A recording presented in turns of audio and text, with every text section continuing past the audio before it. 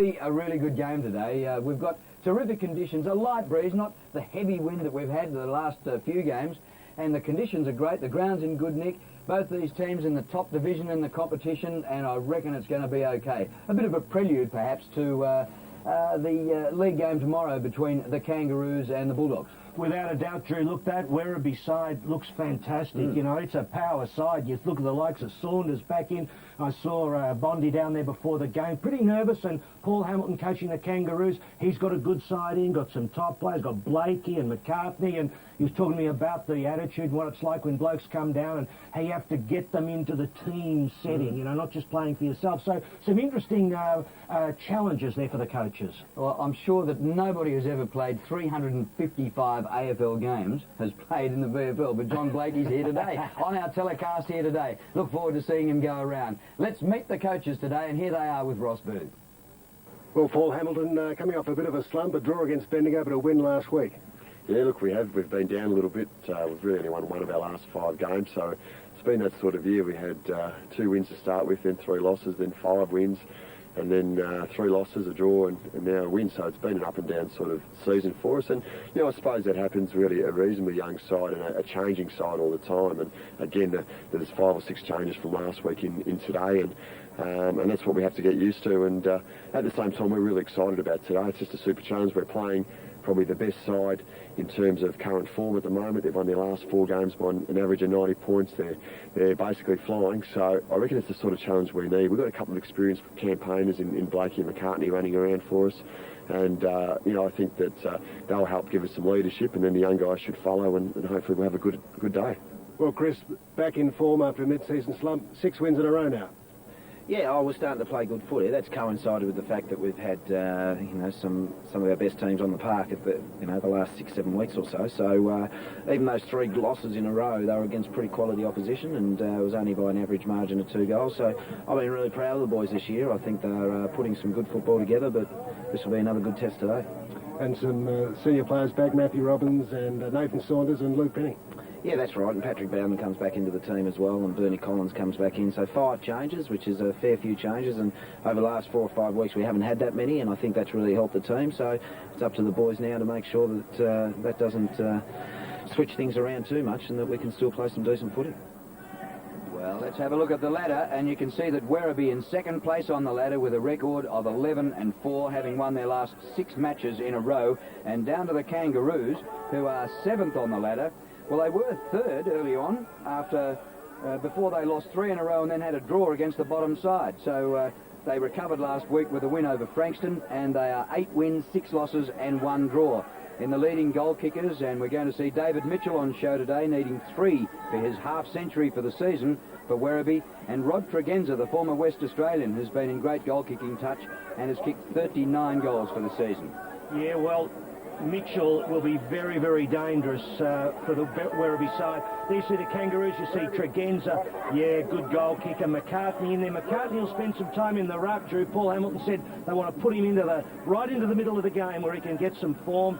And that's a side that, look at that boy Mothloff, he can really play. Lang will play out of the ruck, and of course Blakey roving. That's interesting, isn't it? Yes, 300 million games he's played, and there he is running around here. And Mitchell and Saunders, Drew, they're going to have to work hard to stop those two. So there'll be interesting challenges in the back half for the Kangaroos, and all the way down the line there, Gilby's all class. You've got the likes of, well, Bartlett or Ruck. Setchell comes into this side. He played at Port Melbourne a couple of years ago, so good sides all round. And there's one man who knows a lot about weather conditions in Melbourne, and he won't tell me this is a southerly today, I'm sure. Will you tell me that, Roscoe? No, Phil, actually it's a northerly, and you might be surprised it's a northerly in Melbourne in winter, but Drew, it's just dropped momentarily. It really is quite a strong breeze. Talking to the north officials, I know, officials. I mucked it up. I looked out the window and it was nearly blowing the tree. It was, and they're asking, is it a 4-goal or a 5-goal breeze? So it just momentarily has dropped, but Scott Falk, the Werribee captain, he's won the toss with the right of kick to the right of screen.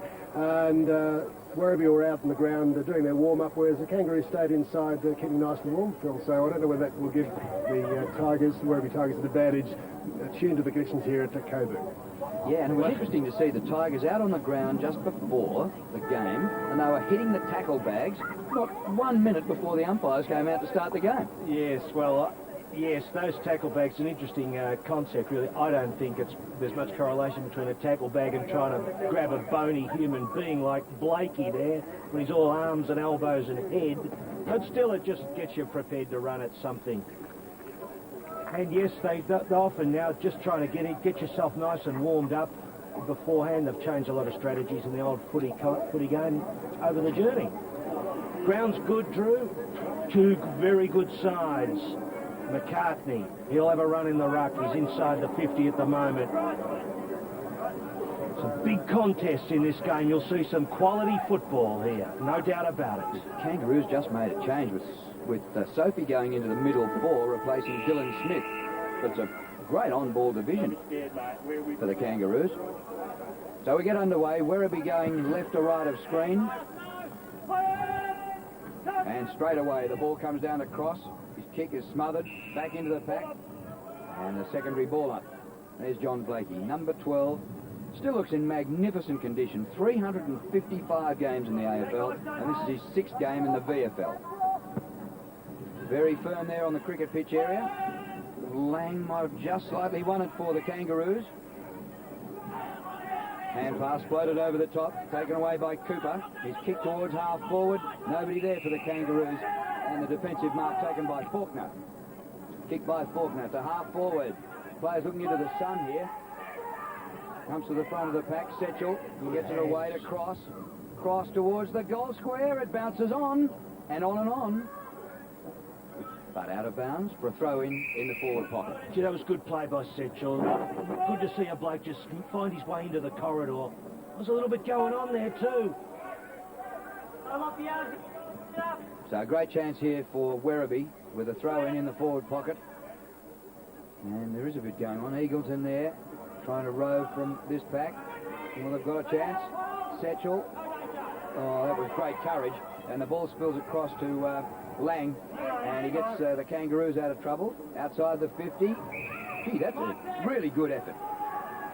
And the mark taken by Marcus Picken. He goes by hand up towards the 50, and a big chance now for the Tigers. Robbins. And a good kick by Robbins, just offline or behind.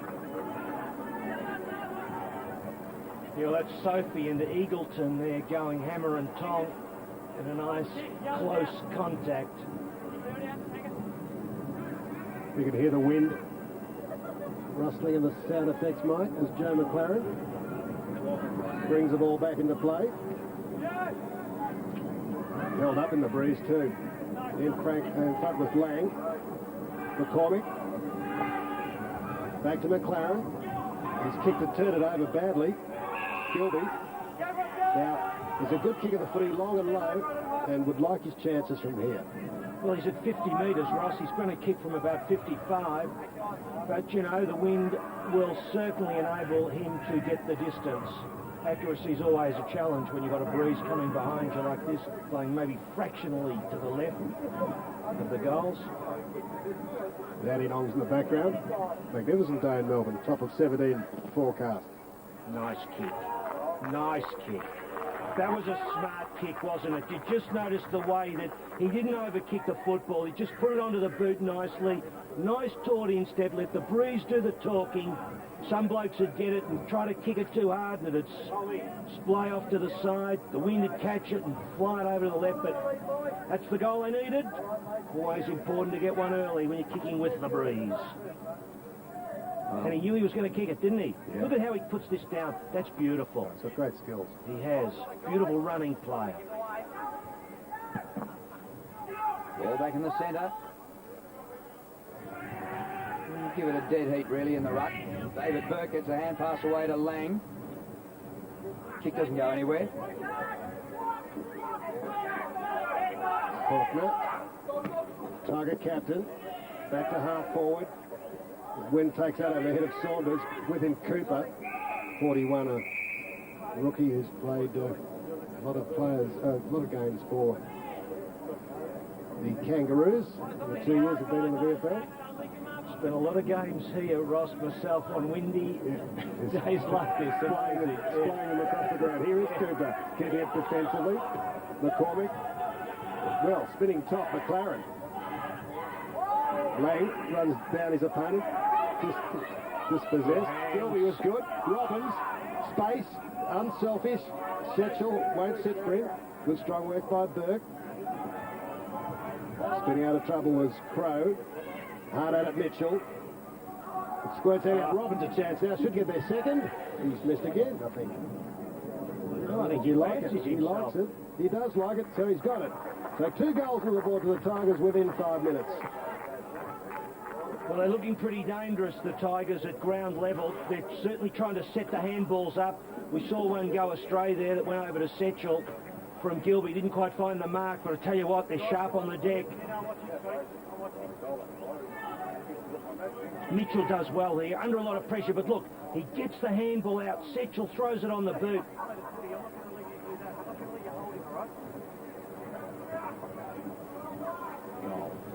So good start for Werribee with the breeze in the first quarter. And Ross, I'm not sure what possessed me to say the breeze was quite light here today, because it said it can blow pretty hard. It was probably a traumatic pre-warm-up at Phil. Well, carried away talking about Kecker. Yeah. I must show you that video with Harold Martin. It was a classic, honestly. But he was good kicker. He had a good year.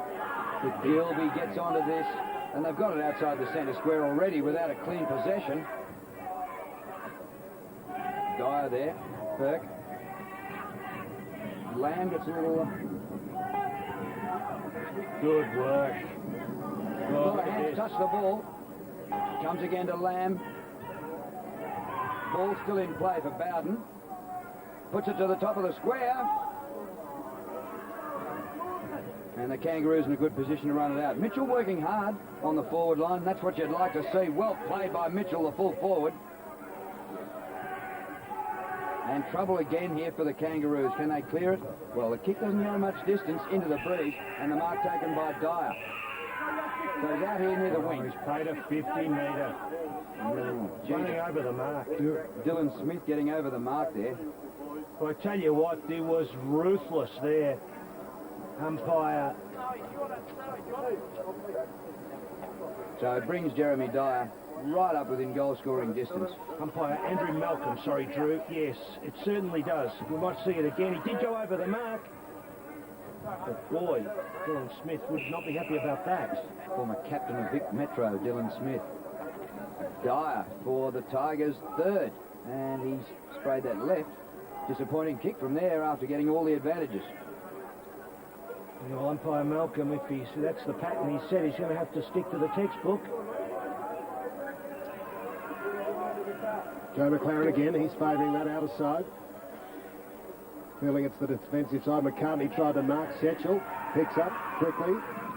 Bang back in, right to the square. Is there a fly there? In front was Wiggins, but the ball just, with the wind, carries over the back of the pack. Definitely the non-scoring side over to the east there, Ross, into that side. They'll kick out there all the time. This is the attacking side, but you really got to get the ball in the corridor and not try to kick from too far out. So Kangaroos yet to go to attack. Setchell. Some time at Port Melbourne. McLaren. Did travel 15? I don't think so. Back inside 50. Over Cooper's head. Wiggins trying to work something. Robbins using his body strength. Still with it. Robbins. Oh, inventive hand pass. Wiggins took his time. It hasn't travelled in. Loose ball. Danger. Pratt saves the day. And gets it out to Lang. And they can just compose themselves now a bit, the Kangaroos. Out to centre wing.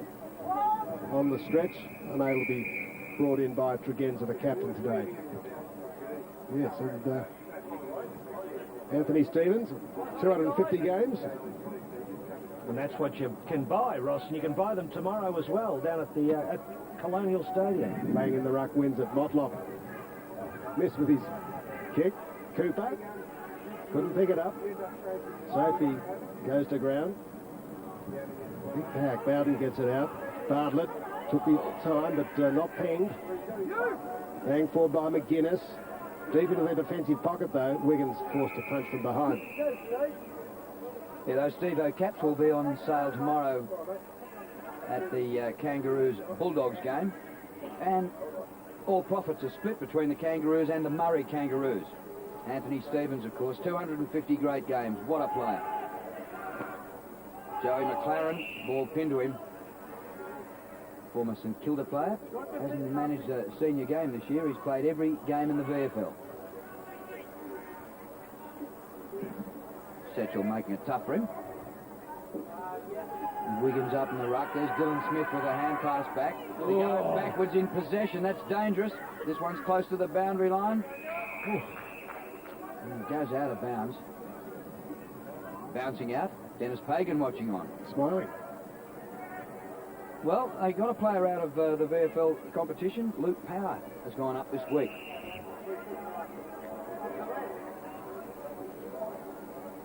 Sam Power. Sam Power, brother of Luke. Luke's brother Sam. Yeah, as soon as I said that, I thought, that's not right. Andrew Malcolm, umpire Andrew Malcolm, indeed has plucked another one from the boundary throw-in. So he's right in the action, our man Malcolm, Roscoe. Nathan Eagleton with the free kick. There's the 50-metre line disappearing underneath him. About 47 out. Not a bad kick by the left footer.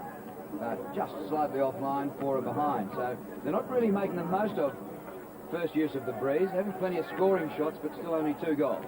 And there, that's that little stoush with Sophie and Eagleton. And Sophie's been giving him a bit of curry up. Carry up. Bit of curry will do. Jones is in the play there for a moment. Watson, the whistle. Must have been advantage. Sitting back underneath it is Dyer.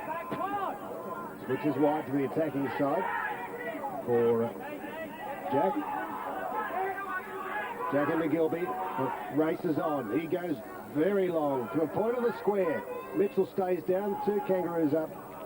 See, that's the problem, isn't it? You can drive down like that and, you know, it just bangs off the hands and through for another point. You could do that half a dozen times. When you're inside 50, and the big difference, it's a big difference. You've really got to carry the ball. Force yourself to at least take it inside 50, and you get a better percentage return.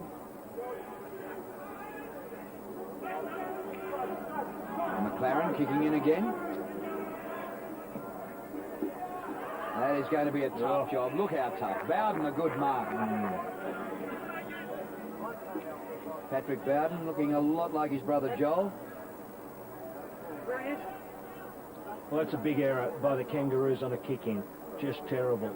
But again, we talk about zone defences and the like, and when you get a day where it's really windy like this, the zone defences are out. You're used to kicking the ball short, and what happens is exactly that. We might have another look if he kicks the goal.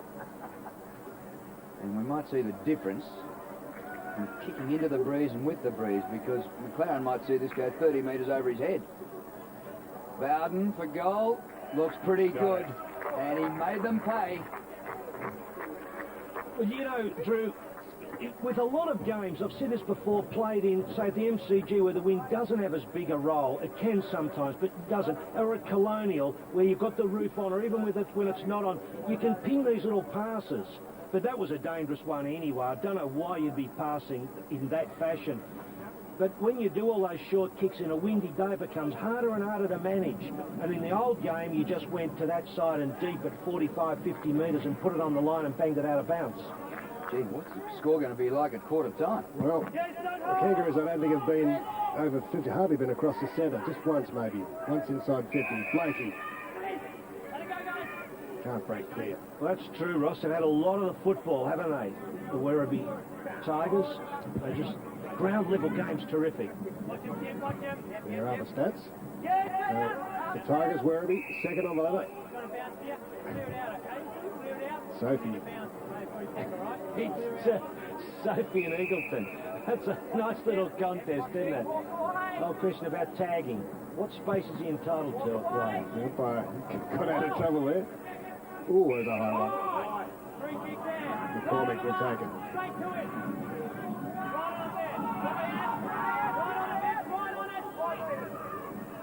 Straight up the middle. Tregenza's in front. He was. With the ball dropped. Quick work by to McGuinness. Go wide to Lambs. The Lamb, I should say, chased by Watson. Hooks it back into the corridor. Good kick, but just a bit far. Wiggins can't keep it in. 2 lambs are better than 1, Ross. Especially for the spit roast. That's better than pork at the moment. Well, it's sunny and warm, but it is quite windy. And the breeze at Werribee's back in the spares team, and they're starting to get a bit of value, leading 22-0, and they can't keep it in here. Boundary throw in forward pocket. So about halfway through the quarter, so you extend this out, it might be something like about 50-0 at quarter time. We'll see how the Kangaroos go in the second quarter. McCartney waits down in front. Here is Jason McCartney, who helped win a league game earlier on for the Kangaroos at the MCG this year. And a hurried ball finishes up out of bounds off Pratt for another throw in the pocket. They're making all the play, Werribee, aren't they? Whereas the Kangaroos are really struggling to even handle the ball and hand it off or get it to a player. Sawn doing well. Couldn't get Boots a ball. Ball somehow flung out. Smith caught by Eagleton. There goes Johnny Blakey after it. Good gather, good hands. And the kick out of bounds on the full from Cooper. So a kick in went straight to the opposition. A kick out of bounds on the full in the attacking half. All dangerous. Taken by Picken, Billy's son. Inside the 50. That'll be a ball up. I saw the opening this game in round one at Churnside Park, which the Kangaroos won by 10 goals, and Johnny Blakey played that day, coming back from injury. Played very well too. Should be his sixth game. One of the Kangaroos people was telling me we should qualify him for the finals. Now, McGuinness, Wiggins was admonishing himself for fumbling that attempted grab out of the ruck. Up gets Smith. So still, the Tigers inside 50.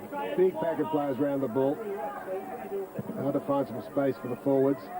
The Eagleton waiting there. Grabbed by Cross. Bartlett.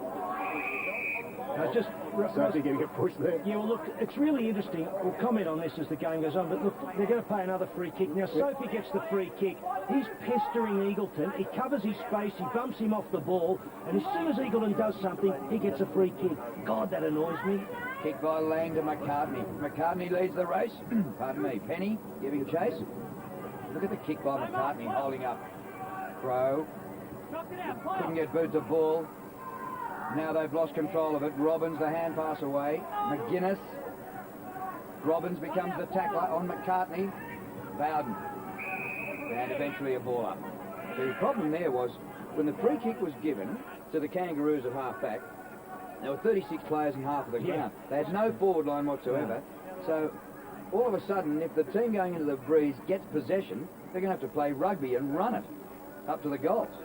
They had no one to kick it to. Oh, gee, this is all the Tigers. The kick long towards the goal square, bouncing on, and it's gone through. It has gone through. Lovely Shane Jack, was it?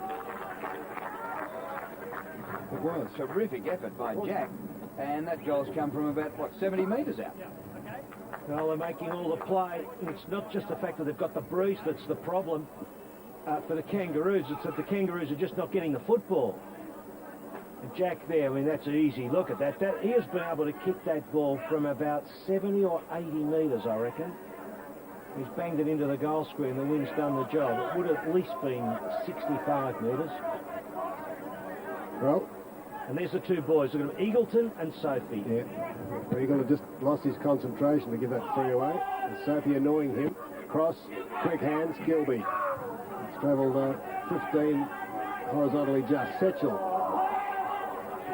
We made it awkward for him. Motlop.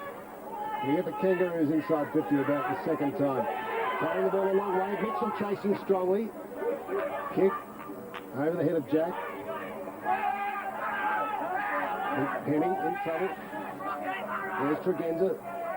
And Harris over the ball, stuck between his legs and a bounce.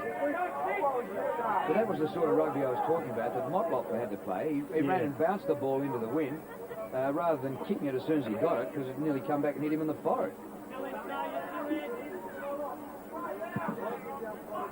Just outside the 50, this is as far forward as the Kangaroos have been. McCartney wins in the ruck, but the opposition have the footy. Now here's Adam Lang floating a hand pass. And Mitchell's been really good. Gilby. It's all Werribee here. The kick doesn't quite carry. Wiggins. Cornered near the boundary line. Faulkner, right to the goal square. Beautiful play, and it should have been a mark to Picken. And eventually the ball is rushed through by Burke. Well, Picken was put under good pressure by Crow. He should have marked it. He's right in his lap, look. Oh, he'd be disappointed about that, because that was a sitter. It was a beautiful kick by Faulkner. Right on the money. Well, replay of McLaren bring the ball back into play. Oh. Listed from behind by Baird, Johnny Baird, best on ground for Box Hill in the grand final last year. Turned over. Jack, cross. Saunders, Gilby, inside to Setchell. Oh, Gilby, the return hand pass, gathered, round the corner from Lindsay Gilby. He gets his second. Brilliant, absolutely brilliant football by the Werribee Tigers. And just running and handing the ball off and getting it back. That will be in amongst the TXU power plays of the day, without a doubt. That was just scintillating football. And they knew all the time. Setchell knew exactly what he was going to do. And once Gilby gets around, even though he's running across the face of the goal, he just controls that beautifully. They are in super form, the Tigers. Going for their 7th win in a row, 10 scoring shots to 0. We'll get a better idea after the Kangaroos have had a quarter with the breeze, but Werribee are playing great footy. McCartney turns it over in the middle, and now the mark is taken by McCormick. Kangaroos forward, up towards the half-forward flank. And Tregenza has been an outstanding forward, number 37 all season. Has to become the tackler here. Ball out of play. Hasn't seen the footy. No, there's Sean Smith warming up. Former Melbourne high flyer. Took one of the great marks of the century at the Gabba when it was under reconstruction. And starting a few on the bench these days. Werribee win in ruck, close to the boundary line. Picken. Up to the 50. Wiggins gets underneath the ball, and it's out of play. Johnny Blakey, what a marvel, eh? Girls have got some players have got some fans out on the other side of the fence. Enjoying the day in the sun. Out here at Poton Oval, Ross. Touch. Play on. There's no mark there. Well, they've worked it out fantastically. Yeah. And that's a kick by Faulkner. And a behind.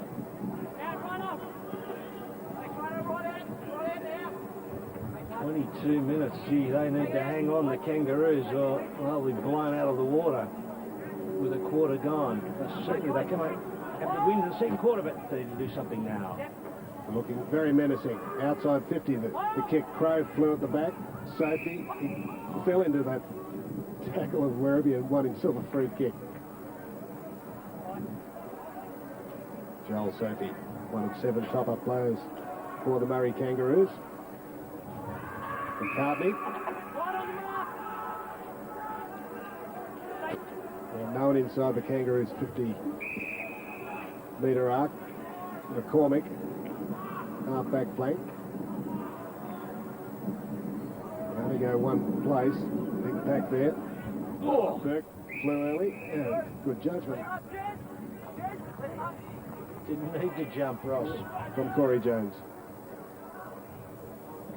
Back from injury. Oh. Strong work by Travis Robertson. VFL half-back. Feeds it off to Eagleton. Gets under his preferred foot. Bangs it to a 2-on-1. And it's only little Setchell. Good roving by the captain, Faulkner. And he held it just a bit long. Advantage by Jones.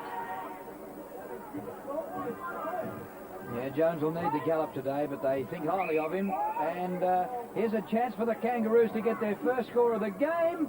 Ooh, offline, and it's through for a minor score. Lang, wasn't it? Adam Lang from deep out in the pocket. The boy from WA. A chance, tough angle would have been a big goal for them, though. He was best on ground last week in a 5-goal performance. Well, at least they're not 0 at quarter time. Dyer, long kick with the breeze, but the mark is taken by Pratt. Daniel Pratt at left half back for the Kangaroos. For the scoreline 36-1. A few have gathered on the terraces after the shops at Coburg have closed up for Saturday afternoon and people have got down to the football. Smith, a good hand pass. Sophie missed with his hand pass. Smith followed up. Another chance for the Kangaroos out in front of goal. Rovers, whoa, this is good stuff, Watson.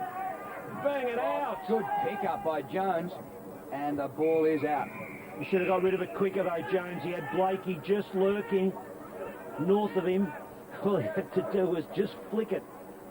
But he hung on and kept running. There was Blakey. Would have been in a bit of a chance. So that inexperienced Kangaroo bench there. Dylan Smith, best on ground against Essendon. Jack took his time. Dyer. Cross for the Tigers. Down the middle, looking for Saunders. Over his head. Oh, Robbins taken out of it. Still Saunders in the chase. Burke showing a bit of toe. Got time to steady, find a man. Looks up towards Blakey and Dyer. And Blakey wins out. that was Bowden. Bowden, Flattened yeah. back there by Was it? Baird. And Baird making everything count after coming back onto the rookie list this week. Blakey centering kick. Good kick. Jones stretches over the top. Missed by Cooper. Bounce was kind for him. Back to Pratt. Good kick. Jack there, and he's who's holding who? Jack's got the free kick. And the advantage is taken. And look at here's Saunders alone on centre wing. Well, no, it wasn't. Bounced off his shins. Well, that was Bowden who just shook off the trainers after seeing stars there for a moment. And they're off and running again. Dyer gets the hand pass away. And Gilby has kicked a couple already, lining up for number 3 on the run, 55 out. Offline this time. Geez, a good player, that kid, isn't he? Some beautiful skill. There you go. BYO chair, Phil. Bring your deck chair, Ross. Sit back. Not many venues these days where you can go. Just bring the director's chairs and away you go. It's fantastic. You can rearrange them all day, Phil. Yes. Good fun, Ross. Not like some of those other grounds you have to go to with this blokes in coach testing you all day, Ross. Pratt through Motlop. Didn't travel 10 down and lost it. Mitchell doesn't shoot on goal. Robbins dropped it, flew high. McCartney. Robbins again fights hard. Setchell trying to drag it out. Oh, over the top goes McCartney. That was a bit indiscriminate. Lucky not to be penalised. But umpires don't seem to worry about it. Bulldog fan? Sophie's a hard nut. Yeah. Yes. He's got the big job. Just annoy Eagleton for the whole game. Can you do that? Yes, I can, coach. He ducks. No free kick. High tackle. Oh! Now what? In the back. Yeah. Holding the ball. Oh, yes, holding the ball, yeah, for sure. I tell you what, that was a pretty rugged old tackle, wasn't it? It's the old bag of spuds from New Merca, Roscoe, that one, wasn't it? There's a tackling bag copy it. So here's Smith. What can he do here? Wants to get it well clear of the defensive 50 and does that with a good kick. Big pack comes down to the front. Stevens, Cade Stevens. Good pass. Mark taken by McLaren. Up towards the 50, no forward line. 1 against 1 contest. But the Kangaroo forward got there a bit late. Speed in defence. Mark taken by Setchell. And Werribee bringing the ball back the other side of the ground. Picken. Kick by Picken towards the 50. Wiggins puts it out to the goal square. Oh! Well, I thought he was going for the top of the goal square. The wind got hold of it. It finished up being a score. And far off there, and a 6-pointer either. Patrick Wiggins. That siren won't come fast enough for the Kangaroos. Deep, deep strife. His brother at the Blues. Here's the change of the kick-in routine. Still at the same spot, though. Bartlett Good fist away. Robbins. Did he look? And just putting it to the top of the square. Blakey. Jones. Turns to the boundary line. Sitting back there, Bartlett again. And McGuinness. Bartlett, no, there's no mark. Out to Dyer. Into the corridor. Drops short. But Faulkner's there. Gilby. Now what is it? What are his chances from here? Feeds it off. Jack from 50. Scrubs the kick. Mitchell turns on a sixpence. He'll find a player in the other forward pocket. Interesting, Ross, you're talking about those kick-ins going to the same spot, but they're actually not going quite close enough to the boundary line. They should be pushing over. They should have a designated kicker in these conditions when you've got a windy day like this. You need a real spot-on kicker who's going to put it as close to that boundary line as possible, unless you're going to try for possession. Wiggins in ruck. Going goalwards. Sophie's there. Cleared out of defence, but not cleared out of defence. Robbins! Matthew Robbins gets his second goal for the opening term, right on the siren. And what a quarter it was by Werribee. Heaps of scoring shots. Probably didn't get full advantage out of their play and the wind advantage. They kicked 6 goals, 8 in the opening term. That was a good tackle by Eagleton, which pulled the defender off the ball, and Robbins was kicked to take advantage. Matthew Robbins got 2, Lindsay Gilby kicked 2, and they both played an excellent opening term. Got the whole team for Werribee. And I've been impressed by David Mitchell, as a bloke who's dominated their goal scoring, but he's worked well off the ball, and he hasn't just gone for shots at goal. He's put it to the top of the goal square. He is goalless, but he's playing a team game. Dead right, Drew. He is a real example for the other players. There he is on screen. He just goes hard at it. They're really under the pump. That bit of play just characterised the way that the Kangaroos have played. It was a dangerous kick, wasn't it? The player brought the play out into the danger zone. He scrubbed it along the ground. He should have gone really defensive, and they paid with a goal. So they have got the work. They've got a big job ahead of them. 6 goals, 8 to a point. The Kangaroos, can they do something with the breeze? They will have to make every post a winner. Yeah, let's have a listen to them. But you've got They've got to the make wind sure this time. Take some run. We need some run. We need some inside run. So we need players like Johnny Mack. We need players like Craddy to run off his man, Berry to set up from behind. That's the way we've got to go about it, fellas. Come on. Now, fellas, in tight now. Come on. Now, one of the keys for this quarter, is we've got to have that enthusiasm there. We've got to have players helping each other. We've got to have players that are smart footballers. We've got to be one-on-one. We've got to make sure we're dragging them out of space. We need the leadership. Johnny, you did that well there towards the end. Let's make sure it's obviously a completely different scenario now, but let's make sure you and Jace, make sure you guys are helping and setting the forward line up well. Okay, Rod, you take some control down there as well. Okay, come on. Fellas, we talked about who are you as footballers. Here's a chance now to make a statement. Each of you making a statement. Shannon to make a statement about how hard he's going to be. Beardy to make a statement about beating his opponent and running off. Coops to make a statement about giving us some drive. Everyone making a statement about playing for each other, working hard, being in hard and strong with the football. The 5 basic things. Hard, strong with the football. One-on-one, smart about the way we go about our football. Discipline in our roles. Let's get out there. Show the enthusiasm. Show some spirit, and not just for 5 or 10 minutes, whatever the scoreboard says, that's the challenge you've got. Let's get out and make it happen. Work hard, boys, work hard. Certainly is a challenge that they have. Interestingly, inside 50s in that opening term, Werribee only 17 to 6. I would have thought it was more than that, but once they got it inside the 50, they kept it in there for a fair while. Well, and, you know, the number of their scores, that means they've scored 14 times. But they've been inside that 50, so that's a pretty efficient role, except of course they'd like to have some of those points have been goals. When you get 6, you're pretty happy. But I tell you what, the interesting with Paul Hamilton in talking to his players, you see the kicks, well, 77 to around about the same number of disposals, but gee, the game was all Werribee's way. Paul Hamilton didn't actually talk to his players about how to use the wind. Maybe he did that prior to us getting to him, but he was certainly concerned about the enthusiasm, and I think that's part of the problem. They haven't played like they've been fanatical about it, you know.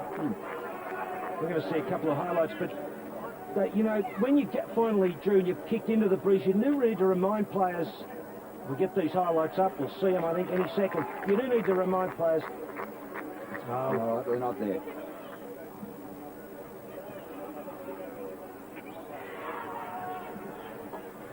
Yeah, well, once you do kick with the breeze, in that you've got to really readjust. You know, when you've been going into the breeze for a quarter, you must really work out how to play with the breeze. So this is the test for the Kangaroos. And he told them they've got to run from behind. What have the stats look, Drew? Well, some of the individual stats. Robbins was great. He kicked a couple of goals. He had 7 possessions in the opening term. Gilby kicked 2 goals. He had 8 possessions. And Dyer had 7. Setchell 7. And for the Kangaroos, the leading possession winners were Jones and Lang with 6 each. Roscoe. With me, Stephen Mill from the Footscray Mail, with his son Marcus, who was knocked off the seat by that second last goal by Lindsay Gilby. But Phil and Drew, the Victoria Police picked him up and brushed him down, gave him a drink, and he's fine. Absolutely. Good on him.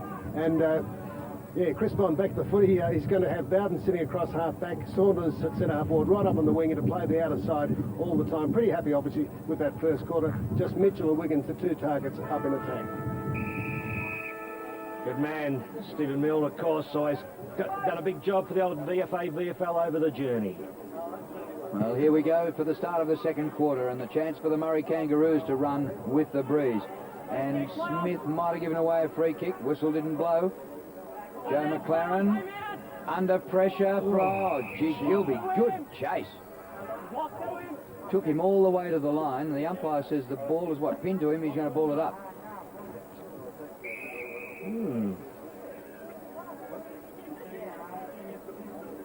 Interesting one. I really thought it might have just been a play on and finished up out of bounds for a throw-in. So the first team to go into attack is Werribee into the breeze. Lang in ruck. Harris, number 14. Sophie. And the Kangaroos are off and running in the direction of McCartney. Oh, what a mark. That is a sensational mark. Penny, Luke Penny. What a great piece of work. Acrobatic. Beautiful balance. Hard to beat for the mark of the day. Kicked by Dyer. Bartlett was disciplined from behind. Motlop spun round 360 degrees. No whistle on the play. And the kick up towards attacking 50. Chance for the Kangaroos now. The hand pass behind Smith, and they've lost control of the football. So here comes Werribee into the breeze. Good mark, Saunders. Too far out to score. Good 2 kicks to goal from there. Saunders back in the VFL this week. Just a little bit high, the kick. Here's Mitchell fighting hard for it. Oh, that's clearly going straight for the line by Crow. And to pick up on some point you made earlier, Drew, did you notice then how the Werribee side had a forward line? You made the point earlier, the Kangaroos didn't have a forward line. At least the Werribee side did have players to kick to, and straight away they looked more dangerous. Yeah, Chris Bond spent a bit of time working out what they were going to do, how they were going to attack. Lang clears for the Kangaroos. Burke goes to ground. Still in control, he's held by Robertson. Nothing much in it, but I guess it was there. Burke indicating he's going to put it into the corridor. Oh, Jones. No, it wasn't Jones firing. Yeah. Jimmy Baird. Snap on goal. Way wide. How is that not a free kick? And the bloke just flies like that. I suppose he's claiming that he didn't interfere with anyone in the marking drill, but I don't know. We have to see it again to make a definitive comment. Tregenza has their second score. Penny, and just fresh from that fantastic mark, goes across the half-back line. McGuinness had a couple of good senior games last month. Did well to draw a man, float the hand pass over the top. Almost to Wiggins. His ground recovery, excellent. And the hand pass in is good to Faulkner. His kick smothered. Eagleton. Back to Faulkner. Out in front of goal. Another chance for Werribee. But a defensive mark by Pratt. Pratt comes wide to Motlop. Outside defensive 50. Loves to go for a run. Draws a man here. Corey Jones. Kick by Jones to centre half forward. See, they'd loaded up that back half. The Tigers had 2 extra players there. That's why they had a problem. That was cleared by Brian Harris, who was the bloke who became famous for playing on plugger that day at Port Melbourne. Now, we should really just see circle work today, because Werribee going to take it up that outer side? Well, that's why you're going Kangaroos to have to be creative and keep running. If they're going to drop 2 back, Ross, you just got to play smart. That's why. Yeah, just 1 back they've got. Well, that's what they said they'd have. Well, they have 1, but I mean, they've got 1 back, but then you have, if the big bloke Ruckman goes back at any point, there might be 2, and there were 2 on that occasion. McGuinness, steering kick into the breeze, pretty good. Blakey was at the full. Kicks it out the attacking side. Good judgment from Travis Robertson. He's got a loose man picking. Thought about giving it to Jason Lamb. Now he kicks towards Saunders. Baird at the back spoiling. Central. Cross. Oh, the breeze didn't bring it back. I would guess he's surprised at that. Didn't leave the boot as he would have liked.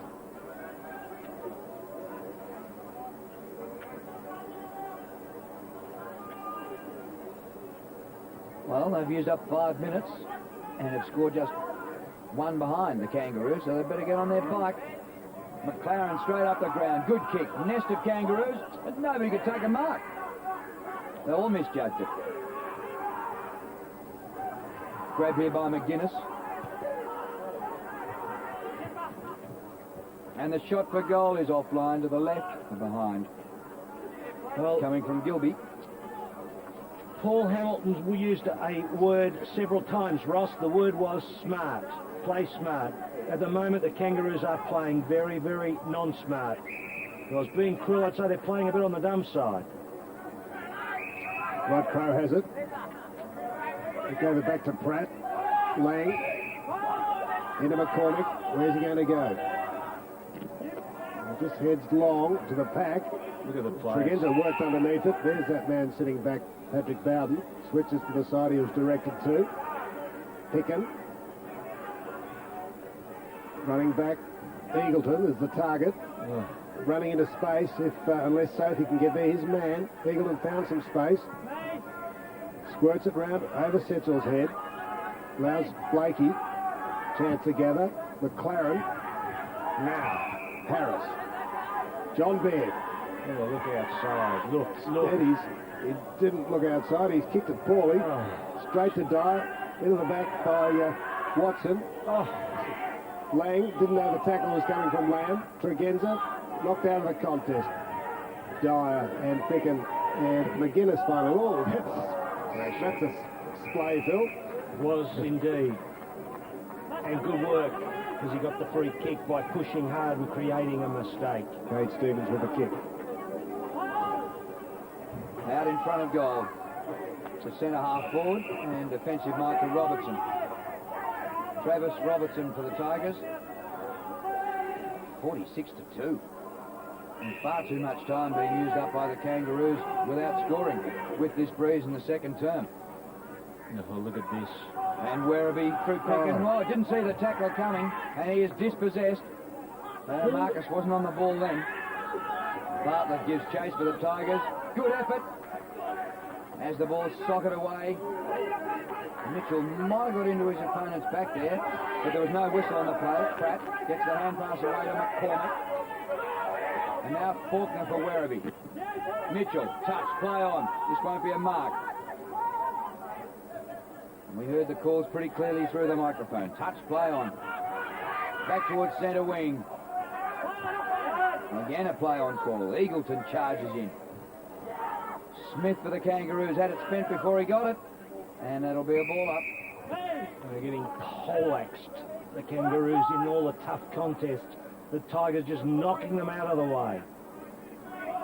Sean Smith yet to get a run on the far end. Look at the players around this ball up. Sophie's still driving Eagleton mad. Good hit out there by Jones. Werribee playing all over them. Setchell to the 50. Mitchell, good use of the body.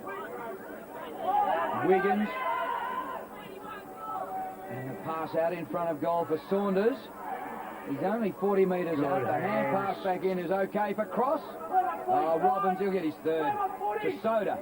Super football. Oh, that was great play, Drew, wasn't it? Just superb the way they set it up. And Saunders, a nice handball inside, ends up with Robbins. All class there. There you see it. They're just playing with the Kangaroos. Look at that, Robbins. Oh, really? God, that is just almost a joke, really. Well, we might have thought it was the Kangaroos' turn to kick some goals, but Werribee have got the first. It took nearly, 9 minutes, but into the breeze. And Lang having to ruck against Bartlett. Setting clearance knock from McLaren. Lamb sharked it. Faulkner. The captain inside 50. Shocking kick. Bounces in front of Wiggins. Where is it? This is out to Sedgwick. It's having an impact. Jeremy Dyer pops it up. Breeze grabs it. Is there a mark? Loose ball, Baird. Quick work to Dylan Smith. Out here, Watson. Oh, good mark by the youngster. Ashley Watson played every game in the VFL this year for the Kangaroos. The kick up towards centre half forward. Motlop off the left. No distance. About 40 metres. 20 up and 20 down. A bit of courage to take that mark. Oh, word. Gee, their pressure's good. The Werribee Tigers, that is. Paul Hamilton there think, what can I do? Well, I don't know exactly. And this kid is a player of the future. Kieran McGuinness represented Victoria Metro last year. Had a taste of senior football this year. And he is a face of the future for the Western Bulldogs, no doubt about that. This is Harris for the Kangaroos. Up towards midfield, Motlop. With the breeze, he's got plenty of distance. Has he got a forward line? And at last a chance. Well, the mark should have been taken there by Tregenza. Bounced off him, and the opposition now have the ball. Robertson's hand pass. And the Tigers using the football well into the breeze. Playing it superbly. And making monkeys out of the Kangaroos at the moment. Oh, McInnes. Yeah, making wallabies out of them, maybe. Well, Paul Field, our statistician of Kangaroos aboard it, not enjoying this afternoon so far. Shaking his head. Monkeys more fitting, I can tell. Though monkeys are pretty smart, aren't they? They'll actually play football with monkeys. Wombats. Lang against Bartlett. Daniel Cross. Hands were quick. Setchell. Oh, he just took his eye, but Harris pounces on it. Gee, they're good in close, though, the Tigers, aren't they? Tregenza having a word to the coach. Well, he's taken up. He missed an easy mark. But not only did he drop the mark, he didn't chase hard enough just after the mark. And I wouldn't be surprised if the coach, Paul Hamilton, is saying to him, yeah, the mark was one thing, and then the second bit wasn't good. And the captain off the ground. Lamb finds Faulkner. Chased by McLaren. Matthew Robbins stretched. Yeah, they couldn't keep it in. Well, he's been dropped this week, Matthew Robbins, from the Bulldogs lineup, and he's come back, and I think he's got a point to prove. He's playing a whale of a game.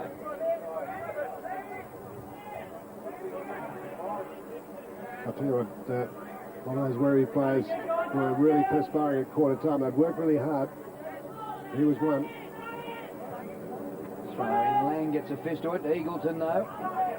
Burke there for the Kangaroos. Harris in there, or Smith it was. There's Harris applying the tackle. Robertson the hand pass. And look at the combination here as McGuinness comes back to Gilby. Kick by Gilby to the 50. Bartlett backs into the pack. Blakey comes to meet him. Finishes up at the front to Burke. Hand pass away. Stevens good to Watson. This is their best chance. Kick by Watson is long to the goal square. Tregenza? He doesn't need Tregenza to goal. Watson kicking a goal from near midfield. Well, you can do it, of course.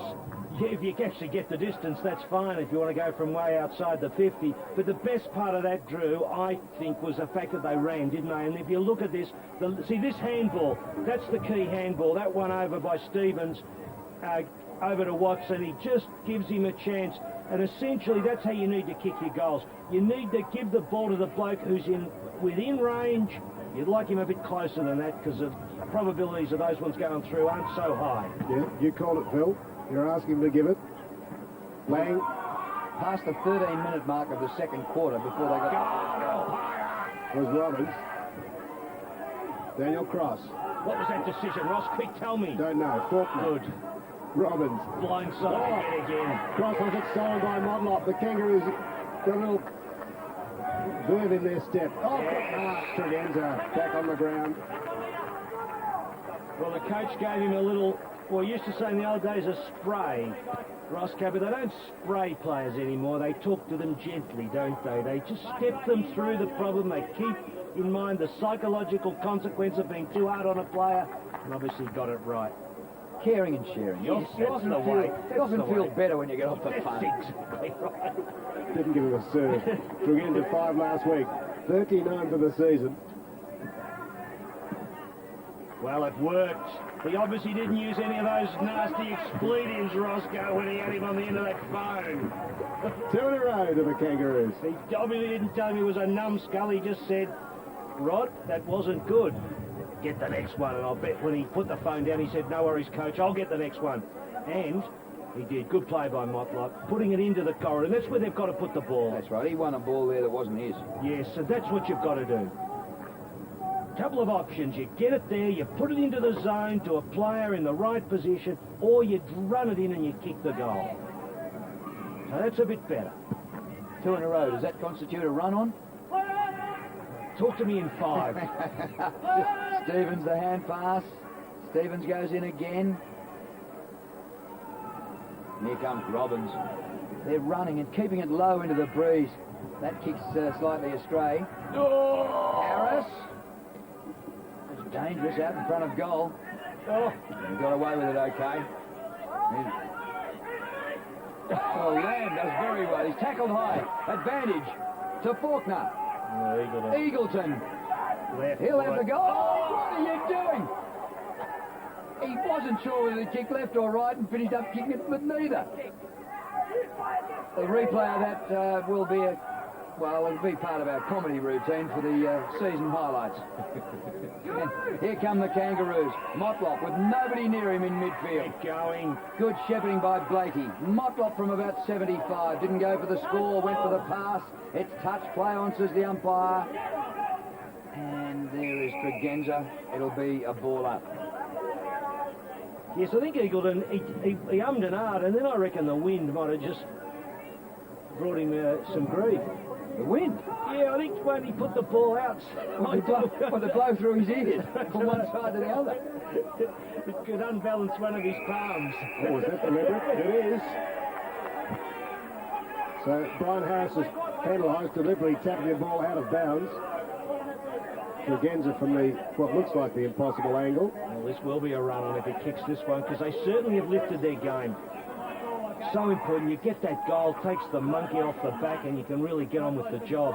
More monkeys. Gillespie on for the Kangaroos. It's a day for monkeys, Ross. Not far from Royal Park. Yeah. Oh. No. Yes, the tram line. No, not the right tram line here, Ross. You have to go over to Melbourne Road to get that one that runs past the zoo. It's always a nice trip, that one.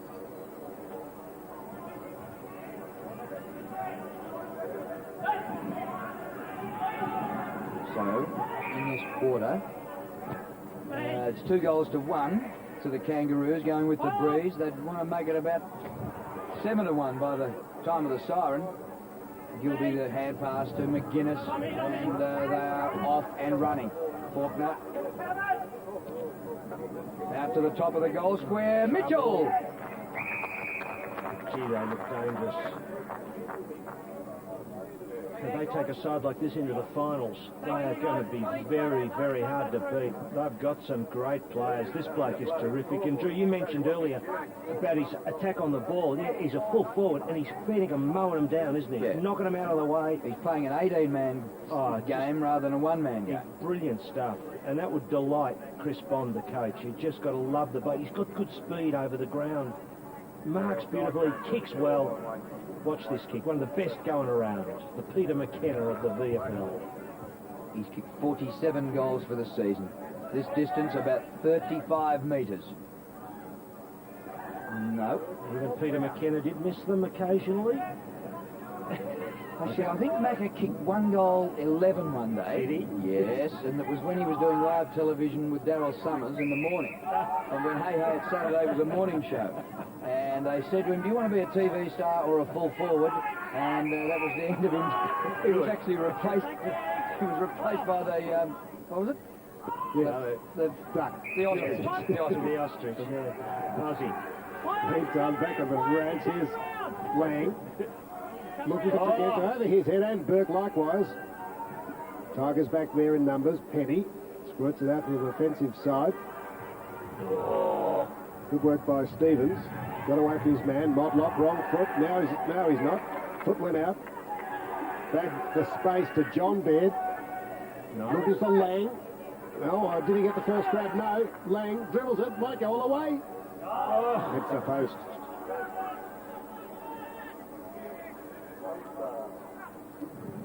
If I had a good view of that, must have been ruled it as, well, he obviously ruled it as touched. There's a young bloke waving the old flag. The Shinboners, as they once known, joined funnily enough, they joined the VFL, the old VFL, came from the VFA in 1925, and Coburg replaced them in the VFA. That little bit of dancing there by Motlop, that could be a power play of the day. It wasn't, It was good. it was just electric rather than being Yes, electrifying. Well, it was electrifying. Well, he got out too, and he did set the play up nicely. Would have been nice to see him slip past one more player, wouldn't it, Drew, and then go bang with a big left footer right through the sticks. Another chance for the Kangaroos. Lang, he's a strong fella, isn't he? And the whistle's gone just as they were breaking through it free. It was a throw. And it's quickly taken by Wiggins. Now they come to the attacking side. And I like this boy McGuinness. Out towards centre wing where the mark's taken by Robertson. They just set up so well. Wiggins. Robbins. Burning the grass here today. Whoops. You give a bloke a rap, what's he do for you? It's the second time someone's done that. Smith out of defence. Awkward one to mark. That it's you and not me. Sophie. Oh, nice setup. Now you got a chance. Run it. Right down the middle they can go here. Pro. Hand it off. One more kick will get him in a goal-scoring position. He just blazed away. Tregenza a little chance here. Bowden got a touch to it and sees it through for a behind. Well, Ashley Watkins would be really annoyed about that. He presented. He was going down to the right. It was a nice setup. Yeah, Watson, I presume, you mean? What did I say? Watkins. Sorry, yeah, you do presume right, Livingston. Sitting out there, it sets all half back. It's too good an opportunity. Yeah, that's all right, but you got me cold. I got no comeback on that one. Wiggins, here come the Tigers. Mitchell the target, one-on-one, using his strength, but well done to Pratt. He's got a break here. Out to Jones. Let's sit. Sitting back there, Lamb. Oh, it's Motlop, just to get him around him. But Motlop waits the kick. Bit too far for Tregenza. Push. No, he's played it. Oh, it's coming back. Swing against Tregenza. That's Brian Harris, the defender for the Tigers, getting some encouragement. Setchell off. And Bernie Collins having his first run. Lamb at full stretch. Motlop going pretty well, but Lamb's got it now. Balks the hand pass. Did well to Bowden. Poor old kick. Allowing Smith in. Oh, look. Everywhere. Blue colours everywhere. And well, the sun in his eyes, but Jason McCartney, if it had been a Christmas cake, he'd been plucking raisins off his face until December the 25th. We must give him that beautiful cake that Jenny made for us from the Kangaroo committee. Yes, and by the way... Was it, you know, who was it? Was it, no, what, Jenny? Who Jenny. was it? Jenny, yeah, Jenny. Yeah, we thank them very much for, they look after us here. And Stephen Goff from MCC, he was trying to compete too with afternoon tea. I was there last night. They love it. Here's Cross from 50. Pops it up to the square. Oh, Too much strength by Bartlett. he's just pushed me out of the contest. Ah, dear me, that's interesting. You do that too? Hey, are you allowed to do that? Here it is. Yeah, I suppose it's a funny thing, isn't it? Now, Yeah, well, it's not 5. It's in 5 metres, I suppose. You're allowed to do whatever you like. Paul Gillespie's come on, and then Mitchell's taken a mark. He was caught out of position. I don't think it was his fault. He struck a tall man, a strong man, an experienced man at Bartlett. Kicks the goal. He's a big boy, and of course the viewers, of course, probably know that you are a mad, dyed-in-the-wool Bulldog supporter. You're a bit like Eddie Maguire, you love Broadmeadows and live in Toorak. Well, you love the Doggies and live in Toorak too, don't you? Or in South Yarra, is it? Oh, well, I won't say. Close enough. But look at Bartlett. Get your dress out in a minute. So you all whip round and knock the place off this afternoon. Yeah. Oh, no, he's got plenty of security, Roscoe, looking after the Jewels. They're in trouble, though, aren't they? Kangaroos.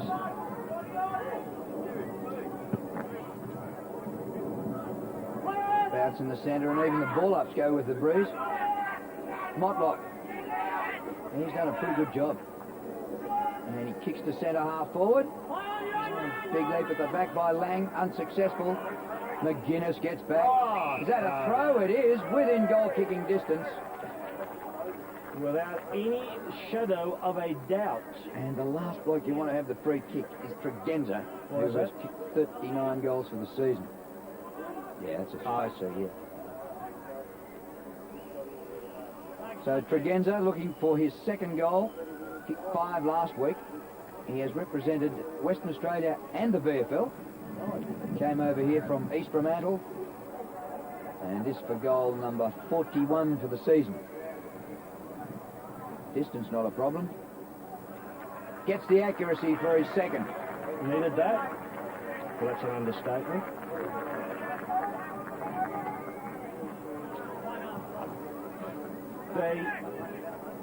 You'd probably say they're well and true. You'd think they might. Well, 6 goals is, of course, in footy. I mean, we've seen 6 goals get turned around, Drew. You see it often, don't you, when you do your Friday nights at the MCG? And yet I saw a game last night where 7 goals won the entire contest in fine weather. Yes, exception to the rule. Amazing that they'd only kicked that many goals last night. Amazing. But anyway, only a few minutes left in this quarter. Kangaroos have really got to strike while the iron's hot. 3 goals to 2 in the term. Werribee done well. Third, McLaren. Up to the Tregenza direction. McCormick. Not much space to get a kick. Tregenza way wide with the snap. And a throw in. Close to half time. One thing about the VFL, you can bring the kids along. You can have a bit of a lark, you can sit on the terrace and wander about. Very easy day. Oh, Lang. top backs. Well, you know what, Drew? I don't think the Kangaroos could play much worse than they've played in this first half. And if they're at rock bottom and they're still maybe 4 or 5 goals, only 4 or 5 goals out of it, they stand a bit of a chance. So you don't rule them out. Yes, it's 5 goals at the moment. I'm opening up the possibility when I say 4 or 5, Ross, and maybe one more before the siren. That's a score. That's still a winnable game. They've played terrible football for a lot of the game. A little bit better this quarter. And another one will give them real momentum going into the break. McLaren out of the middle, inside the 50. Good desperation and probably worthy of a free kick. Got one in the middle of the back. The hand pass was flipped up but intercepted by Bowden. He dashes out of defence. Cross, there's the siren. So it is a 5-goal game at half-time here at Coburg. But the Murray Kangaroos got better the further that quarter went, but they've still only kicked 4 goals and a half of football. And Werribee even kicked 2 into the breeze in that term. Well, look, they were absolutely atrocious in the first quarter. They were poor in the start of the second quarter. They started to get their enthusiasm up and play a bit smarter. And they've got themselves marginally in the game at the moment, the Kangaroos. They'll have a good talk. The coach, Paul Hamill, will have a good talk to them about their strategies. They've got to play smarter football. The Tigers have been fantastic, but you could just see some signs that they might have a chance, the Kangaroos. But one problem with them, they kick into the forward line. You've got two blokes jumping in the air, trying to take big marks, and there's no one underneath, and it's not a good strategy, although we saw them at Windy Hill do it, didn't we, in that game, and it worked. Today's a bit different in the windy conditions, so they're still just in the game. The one good point, if there is one for the Kangaroos, is they have played terrible football and they're only 5 goals down. So I wouldn't mind that in the third quarter they'll mount a bit of a charge. And you can see both teams getting into a huddle there before they go into the rooms and front up to the coach. There are the leading goal kickers. Robbins has 3, Gilby 2, and Tregenza has 2 for the Kangaroos. A 30-point lead to the Tigers. Bev. Thank you very much, Drew. And let's get to the final stages of the first 3 races on the card at Moonee Valley. Here's race 1. Diamond and Ice in front, 400 to go. Leads half a length on Tycoon Ruler, still travelling pretty well. 2 lengths away, third, Dama de Noche. Tarnpur Lad's been wide all the way, but putting in a dash now. Around Chili Peppers, hard ridden, then came Snick off the bit, and Bun Reba works into it well. Tycoon Ruler slipped away, turning for home. Bun Reba gets out, though, and then came Snick. It's Tycoon Ruler, the leader. Bun Reba 2 lengths away, but is finishing hard. Tycoon Ruler a length and a half in front. Bun Reba is charging at it. Tycoon Ruler, Bun Reba. Tycoon Ruler or Bun Reba, who put in a big lunge on the line. Could be Tycoon. So we see Tycoon Ruler in first place, paying $11 from Bun Reba, and Snick no third dividend. Here's the final stages of race 2. Is well clear, turning for home Zabil's Pride. 4 lengths on Real Tonic, who won't give up. 8 lengths to Classic Kid. 1 to get over. The favourite Zabil's Pride draws to the last hurdle. He's over it safely. 2.5 in front of Real Tonic, who's sticking on gamely. Zabil's Pride clear. He covered plenty of extra ground early on. Won it really well. Zabil's Pride the winner. Second in Real Tonic. 8 lengths away, Classic Kid third. So Zabil's Pride, $270 for the win from Real Tonic, and Classic Kid, just $123.90, the trifecta payout. Here's race 3. To travel out wide, Blue Wiener hit the lead from Violet Tints. Lavinder's under pressure, so is Stylish Lass. Next is Momentum. Arnside held up from Chairman's Choice and Filming, but Blue Wiener went for home for Matt Pumper turning. Momentum's into the clear, then came Lavender's. Malou down the outside running on. Blue Wiener in front, Momentum tackles it. Here's Malou out wide. Chairman's Choice rocketing home, but it's Malou out deep on the track, hitting the lead. And Malou loves the track, and Malou got up and won it from either Blue Wiener or Chairman's Choice. Momentum. So Malou clearly the winner, $5.30 for the win, but in second place, Chairman's Choice from Blue Winner, $231.40, the trifecta. Results only for race number 4, it was Shea Spice, $2.30 for the win from Kashki, and Pindi Ridge, $83.10, the trifecta, all the favourites coming home. Time now to join Anna McQueen from the Victorian Snow Reporting Service. Anna, how are you? Hello, I'm very well, thank you. Where are you this time? I'm here at Falls Creek today. Now, we've had some beautiful sunshine the last 2 days. Has it been still cold enough to provide lots of snow? Yes. It's been a fantastic ski season so far, hasn't it? Today is a very sunny day, but we've got another cold front coming tomorrow, bringing fresh snow tomorrow and Monday, which is great news. Let's run through all the resorts. Sure, okay. At Bulla, you'll find very good to excellent skiing and boarding on the groomed runs, and good to very good conditions in all the other areas open. The half pipe and rail park are open at Boggy Creek, and tonight there's skiing under lights on Burke Street. Cross country is rated as good to very good at Bulla. At Falls Creek, I'm here where it's very sunny, and they've got excellent skiing and boarding on an excellent cover of packed snow. And there's been lots of racing action and parties here with the corporate ski races this weekend. Cross country at Falls is excellent on an excellent cover of groomed trails. And at Hotham, there's very good top-to-bottom skiing on a very good cover of packed snow. They've also got night skiing tonight at the Big D. Cross country at Hotham is rated as good to very good on the groomed trails. And Borbo has good skiing on a good cover of softening snow.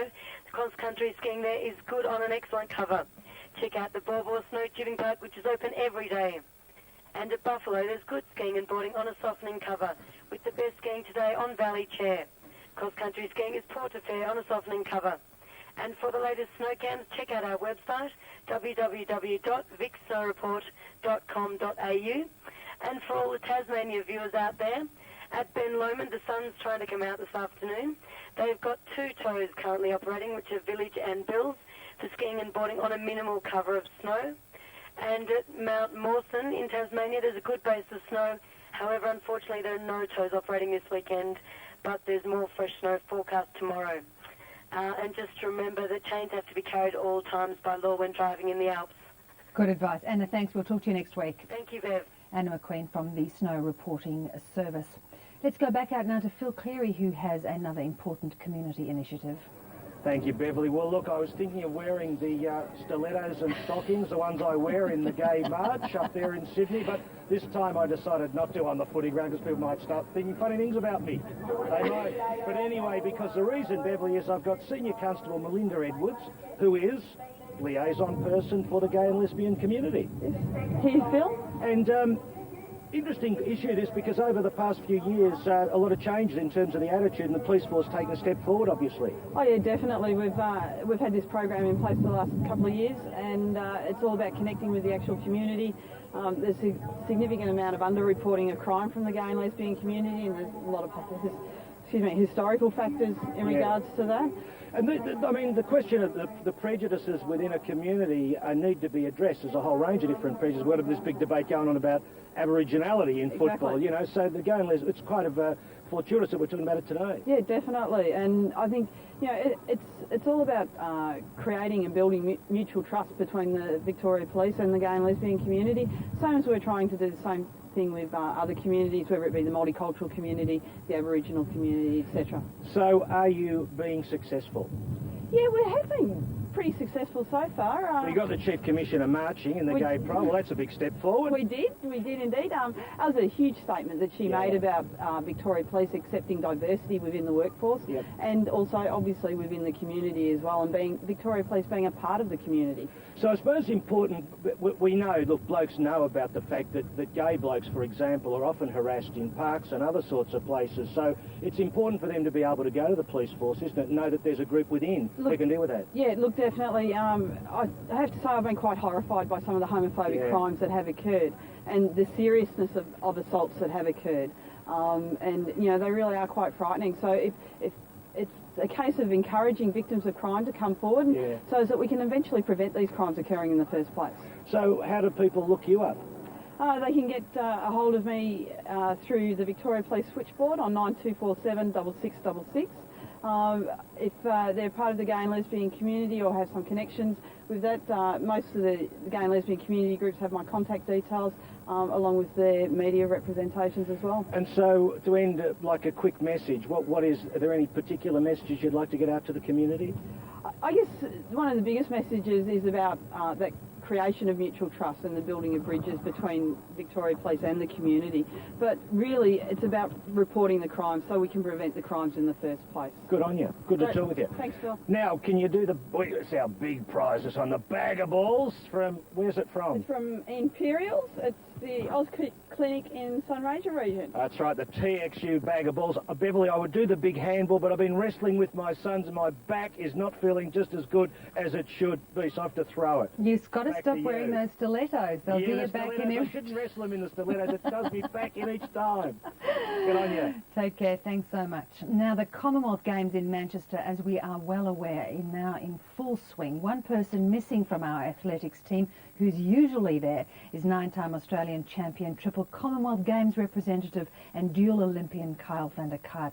While still committed to his athletics career, he's also pouring his expertise into other important programs, and one in particular, we're going to talk to him about the Australian Sports Commission's Indigenous Sports Program. And it's a great pleasure to have him with us this afternoon, and thank you so much for coming in.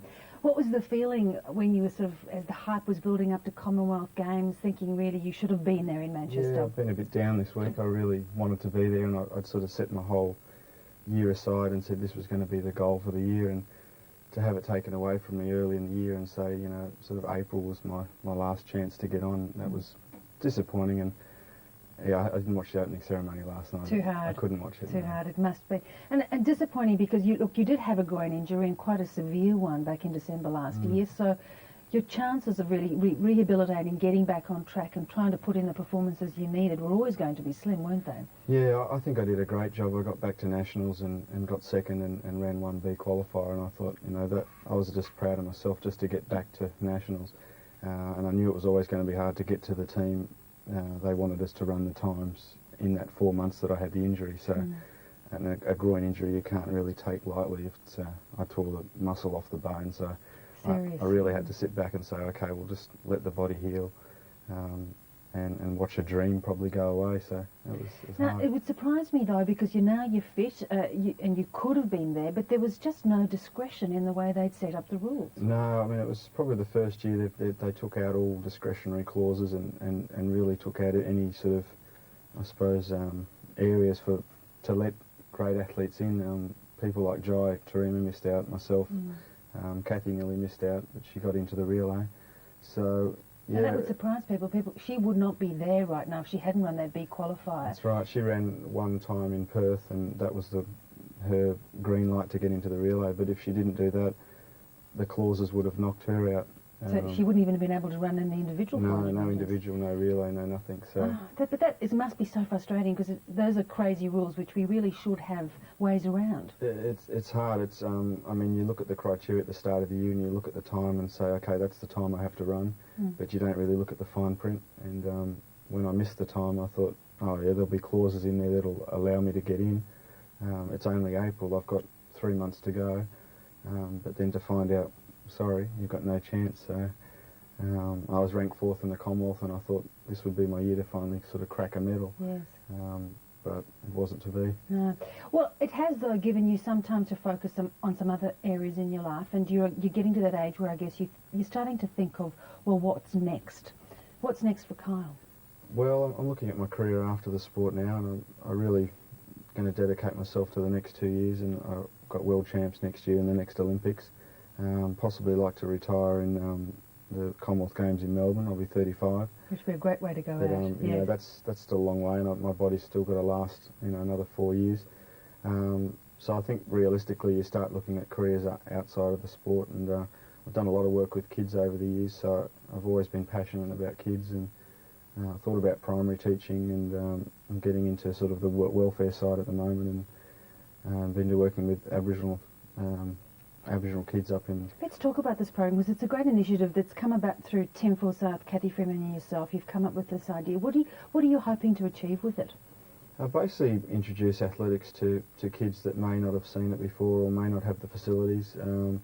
It's I suppose bringing back the fun back into athletics. It's looked at as such an elite sport and such a maybe an intimidating sport, because some kids think, oh, we don't have the equipment, or I can never make an Olympics. But when you look back at little athletics, and that's when I started when I was 5 years old, and I tried everything out and I did it for fun, and I think that's what the program has the the best asset about it, is it's for fun, and it brings back the fun back into the kids. Anyone can do it. That's the beauty of athletics, really. You don't even need running shoes to get started. That's right, and it's I mean, all the skills that athletics has is skills that kids can use in other sports. So it's a great beginner for other sports. We've got some great shots of you, and you've been on a trip to Shepparton and also further north, shall we say. Tell us where you went and who you were with. That's the Murrajula community up in Northern Territory, near Ayers Rock. Great kids there. You can see them jumping over the hurdles there. Not as big as the ones you have to jump over, mind you. It's a speed jump, so you've got to jump from side to side, and it's amazing when you see these kids how talented they are, and how much spring, how much athleticism they have, and they may not have seen any equipment ever, but they can grab a ball. Instinctively know what to do with it. Instinctively know what to do, and I'm very proud of my Aboriginality, and I think it's great to go and visit communities that may not have the opportunities that I might have had. Do you think there's a lot of untapped talent there? I mean, we look at some of our great footballers. You look at Kathy yourself. There's some really. Is there a lot of talent that we're not properly tapping into? Yeah, there's always talent there, and I think it's going to be sort of endless. You always see it in football, and there's so many football players now that are Aboriginal, and so many teams that have Aboriginal players. We don't have that many in track and field, but I think the potential's there. Probably opportunities is the hardest part. You've got to give the opportunity to the kids that don't have it, but also get them to take the opportunity. That you can't just sort of be talented and expect... You need almost a mentoring experience, don't you, which is why what you're doing really is so terrific. Role models and people like Kathy and myself that can, I suppose, give the kids someone to look up to, and say, oh, maybe I can be Kathy Freeman, or maybe I can be a Kyle Vanderkuyp. That's the great position I feel I'm in, and it's sort of, I suppose, a great honour to be in that position. We were interested. The Victorian Football Victoria launched a sort of Indigenous program, really trying to work around some of the issues around racism and stamping out some of those issues. Now, I guess in an international sport like yours, it's not something that you're dealing with all the time. But do you think that's still really entrenched out in the community? Oh, I think there's probably a lot of issues, and it's every community you go to, you see the complexities and how complex it is, and there's a lot of issues that they're dealing with. So it's not easy for them to go, oh, yeah, sport's just going to take me out of all my problems. It's not that simple. Because they're living that life day in, day out. They've got to survive every day. So sometimes it's hard as a sportsman that's had opportunities, and I've grown up in Melbourne, to go, oh, sport's great. Make the Olympics, that'll solve all your problems. I don't think it's. And it ain't that easy, is it, to make Olympics, as you would know? It isn't. No. I've been able to dedicate my life to it and enjoy it and have lots of experiences and opportunities and take the opportunities. But I suppose it's just more motivating the kids to get up and have a go and participate, and they don't have to reach the level that Olympians reach, but just to get out and have a go and try. Well, look, all the best. You're obviously in training with your main aim next year, going to the World Champs in Athens. So do you feel that you're going to be able to sort of pull off 2 really good years to get there where you want to go? I think so. I mean, my maturity's there now, and I'm 31, and a lot of people think, oh, you're getting on, you should be retiring or slowing down. But next Olympics I'll be 33, and that's when hurdlers really can reach their peak. And physically there's no limits. I love my sport. I enjoy it still, and I think my maturity's there. I've been to 2 Olympics now, so there's no reason I can't pull the best out in a couple of years. And that's the challenge. That's why I love the sport. You've got that challenge in front of you. You've got to prove it to yourself and let the running do the talking. Well, you've proved a lot to everyone else, and I'm sure you have proved it to yourself too. We'll be watching out for you. We're sorry you're not at Manchester, though. Thank you. Okay, thanks so much for coming in, Carl. Thanks. And boys, before I throw back to you, we're just going to update the AFL and VFL matches already underway this afternoon. Hawthorn 3-1-19 have jumped out of their starting blocks, 1-2-8 to the Brisbane Lions. The AFL match, of course, not underway. Cats half-time 11-5-71 against Tassie 4-5-29. And the Coburg Tigers, how are they travelling? Well, they're ahead of Essendon 2-3-15, and Essendon yet to get a goal, so just 2 behinds for 2 points. Boys, back to you, and you could only both wish you were in as good a shape as Carl van der Kaart. Yes, absolutely. But he is only 31, Beverly. Yes. Oh, you boys aren't? Are you a little bit older, are you? No, yes, I'll be 31 next birthday. He's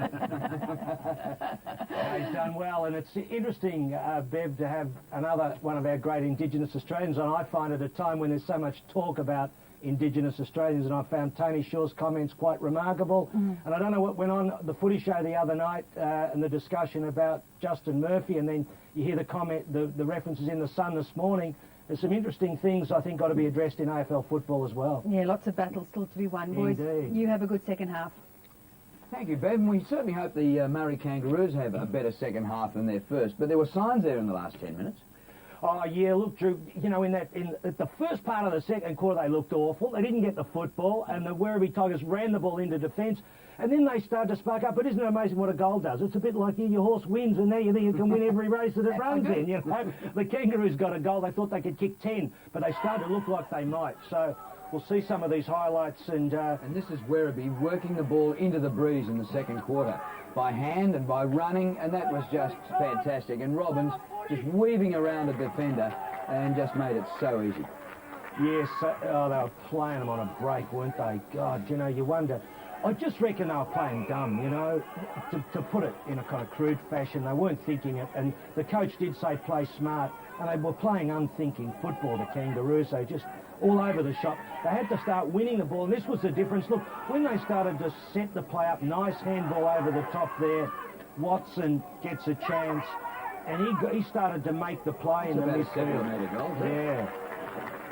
Well, you're always going to kick those, but the point was they ran and they carried the football. And I reckon I would not be surprised as Motlop again He's class, isn't he? Gee, he Well, does that some was a amazing contested things. situation, and he won a ball that wasn't his, and it finished up being a goal to the side. So well done. 123, more kicks. Look, I think that tells a story because you've got many more kicks than handballs to Werribee. So basically, I reckon that Paul Hamilton, the Kangaroo coach, will be saying to him, first you've got to win the ball more often, then you've got to play smart, we've got to get into the corner. They've got to have targets as they run into the breeze this time. So if they can find some targets, Roscoe, I think there'll be a chance. You've been down there as the man from Uncle. What did you find out? Yes, I have, and Chris Bond happy with every statistical measure that Werribee have, tackles, handball to kicks ratio and everything. And I think they might be just trying to rotate their players, give everyone a go in the second half. But the Kangaroos ran out, no injuries on either side, by the way, ran out with a look of steel in their faces. So if they can hold Werribee this quarter, perhaps they're still in with a chance, but they'll need to improve, obviously. We get underway for the start of the second half, and the Kangaroos have the ball. They're working their way into the breeze in this quarter. You'd reckon they'd need to firstly stop Werribee getting a flood of goals, and they might need a few themselves. Motlop has been good. Mitchell's kick goes nowhere. Might be a chance yet. Wiggins interfering and giving away a free kick. Kangaroos wanted to take advantage. Well, they were too slow to take up the advantage. That's why the umpires, in the end, brought it back. McLaren 10 and 3, 10 kicks, 3 handballs in the first half. Lang's had 13, Motlop has had 11. For Werribee, Faulkner outstanding with 16 possessions to half-time. Play on, and now Werribee with a big chance of adding early in this third quarter. Is that Picken from wide out near the boundary line? Yes. No, it's not Picken, but gee, it's a great goal. Gilby, was And it? it was kicked by Lindsay Gilby, who gets his third. Well, look, I don't know. That was just error-driven, that goal. Their mistakes by the Kangaroos didn't go hard enough at it, and then Gilby, well, he stitched it up with a beautiful goal, but the mistakes by the Kangaroos, all over the shop they were there. And,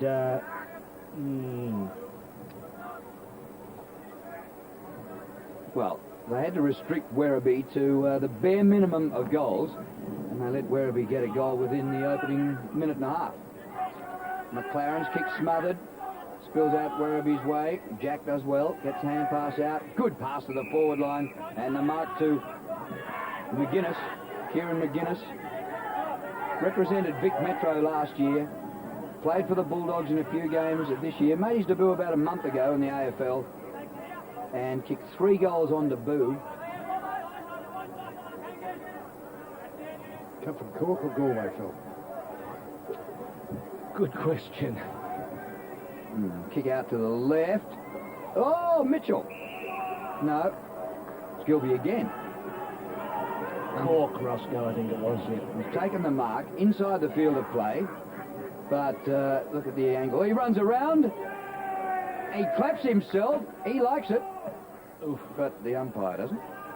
So Gilby has got 3 goals, 3 for the day. Now, the old man's got a pub, I think, Roscoe. That's, as I recall now, Bernie Collins' father down there in Cork. Well, did you ask me about Collins before? No, McGuinness. No, sorry. Yeah, I'm thinking about, what's the word? In, in Ireland, everybody's old man's got a Yeah, pub. that's right. Collins is the other Irish boy, Yes, isn't he? yes. I thought I must have been dreaming there for a minute. But no, I can't help you on the other one. Dylan Smith to Sophie, or McCormick, wobbles it. Eagleton attacks it. Now, clear space. Goes long, goes for goal, gets it. 2 inside 3 minutes for the Tigers. When Well, he gets on the left, he can kick a footy. phenomenal. They've just got to win more of the ball, the Kangaroos. At this side, though, this Werribee side, I tell you what. Well, we know they were runner-up, Roscoe, last year. They were stiff, really. I mean, I know the Hawks played well. The Hawks were able to bring in a couple of extra players because the Hawthorn AFL side was playing, so it made everyone available. Werribee were just not quite up to it on the day. Didn't play at their top. Lang in ruck. It's all Werribee. Well, you wonder whether Werribee's season will have its judgment day until grand final, until they can make up the last Yeah, few well, slots. you know, look, to put this side on the park. Good thing is if they play Coburg will have to wear Coburg jumpers, Ross, instead of wearing Richmond jumpers. I'm going to kick that soapbox and get it out from under you one day. I haven't mentioned it much, have I?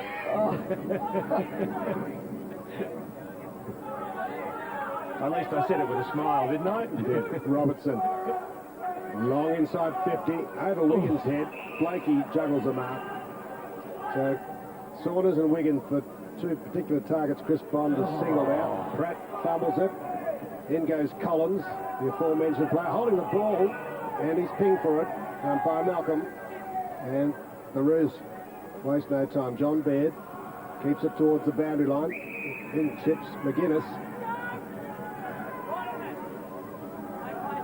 The Eastern Rangers to Penny. Oh, put that very high. Wiggins missed a handle. Cross was quick. Faulkner racking up the possessions. Good hands to Mitchell. But another highlight making it awkward for the forwards. Robbins eased under it by Motlop. And Rowan. 10 on this match. No spectators. Werribee second. The Kangaroos half a game inside the 8. Need to win. Wiggins from the back. Robbins. He's out. Coburg actually beat Williamstown here. It was a great game last week. They tell me some of the Richmond supporters who were here were quite feral in the grandstand. It was a big... People not happy about some of the comments. A lot of abuse directed at Jared Malloy, evidently, in the from the grandstand. And my father was here and said it was not too flash. Yes, Jared Malloy reported, but not suspended the tribunal. Lang got a poke in the eye there. Blakey. Holds up. Baird, dispossessed. Comes back to Baird. Touch play on, no mark here. Tregenza, the full forward, way at the centre of the ground. And that is because 36 players are in one half of the ground. Yeah.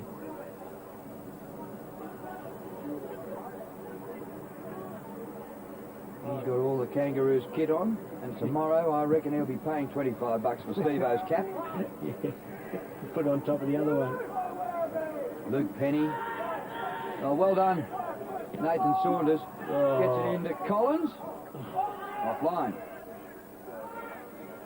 Just how, imagine how hard it would be if you grew up kicking a round ball and you were confronted with this thing. But you notice how he kicked that ball then? It was quite distinctive, the way he spun it round the corner.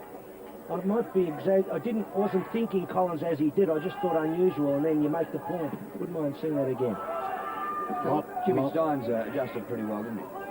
Saunders had the front, but fisted it away nevertheless. Oh, quick hands there by the Roos defence. McCormick out of bounds on the full. No, a throwing. No. There's Max. The mascot Max. Or whatever it really is, a Max or a Maxine in there. Never trust anybody with eyes that close together. The mouth's big enough, he'd swallow you in one go. I'd have to come and retrieve you, Ross. A couple of sandwiches left here from the Kangaroos. From Jenny, we can have those. Up goes Wiggins. McCormick, and he's done it again, 2 in a row. Out on the full this time, though. Not good. Mitchell will take the 3. Didn't travel 15 metres, though, Ross. Do you think it should be paid out? What are you going to do? Pull it up on the bike track or something, whatever it is. Here's Mitchell with a shot. But no, it scored him. Behind. 2 to Mitchell. He's very impressive as a player, Mitchell. Really just fantastic. Goes at it so hard. Come on, Johnny Blakey. That works okay. Close to the boundary line. And the mark to Crow. Motlop gets it back. Oh. Well, this is into the wind footy. And Motlop, in my opinion, knows how to play it. Yeah, he's kicking. That's right. He's dead right. But nowhere to go. No one to give him a target. Longer full forward. McGuinness gets there. But the mark to Crow. Goes out that defensive side again. Bartlett up early in front of McCartney. Motlop thought about giving to McCormick. Didn't. still along the boundary line, and another throw in. 10 minutes in, there's Setchell and Dyer and Picken and Jack. No, it's Jason Lamb at the far end of that group of interchange players for the Tigers. Well, it wasn't Jack, because you'd have had Jack Dyer on the bench. Very good. Now here's a free. Umpire Malcolm. And I believe almost everything you say, but I wouldn't have believed that. Right. It is a young competition, Phil. You know, you like some of the older players. Get a bit of character and maturity, but that's a bit far. He was great. Obviously, Jack Dyer, what a player he must have been. Yeah. Kick by McCormick up towards the wing. Burke. Hands to it, but, well, Werribee again. Just ripping the ball away from 50-50 contests all day. Saunders makes a contest. It comes to the front. Hurried ball. Oh, nearly spoil each other. Mark to Pratt. Daniel Pratt, former Queenslander. Lang. He's still behind centre-half back, so they've got a long, long way to go and no forward line to kick to if they get it up towards about the centre circle. Defensive side. McCartney works it to the front. Burke. And out of bounds. So they've got a 45-point deficit, and out of bounds will not get it for you. There's the open forward line. You get bung on a condominium with an Olympic-sized swimming pool there. Be nobody to take advantage. McGuinness. Daniel Cross. Who's there for the Tigers? Bartlett first hands, but Baird grabs it. Boyd having a run this quarter. Good play. Bulldog rookie. Stretching. Robbins, he'll line up for his third goal. Well, he'll be back in the first next week. Gilby's got 3. Robbins has 3. And he had to stretch for this. How many senior games, AFL games, has he played, Robbins? 20th a minute. He's busy at the moment. 45 plus another 6, 51 points the margin. Well, Port came from that margin down against Box Hill a few weeks ago. You're I don't know about today. No, doesn't look like Ross. You're a Mad Doggy supporter. What do you think of Robbins? Oh, he's a good player. He had a bad injury on his shoulder earlier in the year and sort of lost his spot. And the side was playing well, found it hard to force back in. There's Boyd, a youngster, didn't get much of a run the first half. He's classy, isn't he, Robbins? Beautiful sort of half use of the body, but just the positioning of himself there. He had a really clear sense of where to put himself, when to go for it. Didn't go too early. And Motlop half misjudged the length of the kick with the breeze. New footy comes out.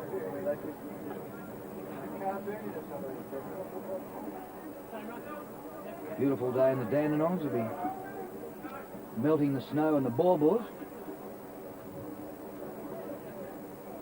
He graduated in 1996. You weren't even born. Ball palm down. This is Harris. And the kick by Cooper. Sean Smith, number 4 for Werribee. Sophie. They didn't get hold of him. We got a goal. Well, didn't they need that desperately?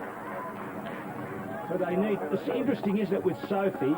He did the tagging job on Eagleton, but which meant he didn't really do anything himself. He didn't get any possessions. But you see him there. He's quite a brilliant. He balks, and now he's playing in the forward half. This he sets up beautifully. I mean, that is real class. And they've had very few players at ground level who have played like that. Yes. And that is the first goal they've kicked into the breeze in this match. A couple more and you just never know. Sophie, it's a tour now with Wang Rovers, have played every game for the Kangaroos this year. As a top-up, this Watson, Burke, bit of a contest. Sean Smith having some time on the ground to Robertson. Jack. Shane Jack. Pinpoints the pass. Baird made the spoil. Jack in again strongly. McLaren. Johnny Baird. Quick hands, don't know if it really was all that effective. Turned over to Robertson. Tigers very hard with the ball. Sean Smith really getting into the action there. Not liking sitting on the bench as McCormick comes off. And Nick Trenfield comes on. Played a free kick. Eagleton and Soapy, they're still going. Dear me. Just can't give free kicks away like that.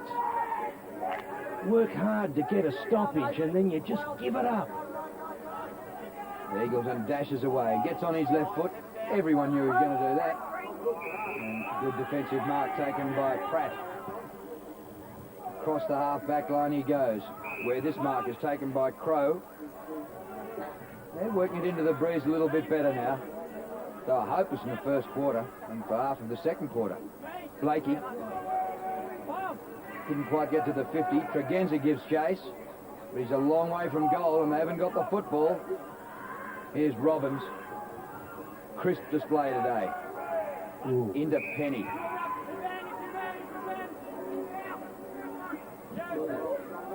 And a kick long to full forward here. And cleared out of defence for Werribee. Kangaroos got a few numbers here. Harris. Well, Satchel will get a free kick here. Held when he was off the ball, said the umpire. And Satchel has it at right half back for Werribee. Up towards centre wing. Oh, the bounce is absolutely beautiful. And then clean bowls Gilby. Baird. Pinned in. Ball up. I think Gilby played on. Well, the umpire would have to go to the video to give the LBW decision on that one. So Boyd 42 there, having a run. Watched by Cade Stevens. Saunders doing the ruck work for the Tigers. Down to Harris. Boyd got it to his boot. Setchell, nowhere to go. Wrenched away from him. Yeah, there's Shannon Motlop and Shannon Cochrane.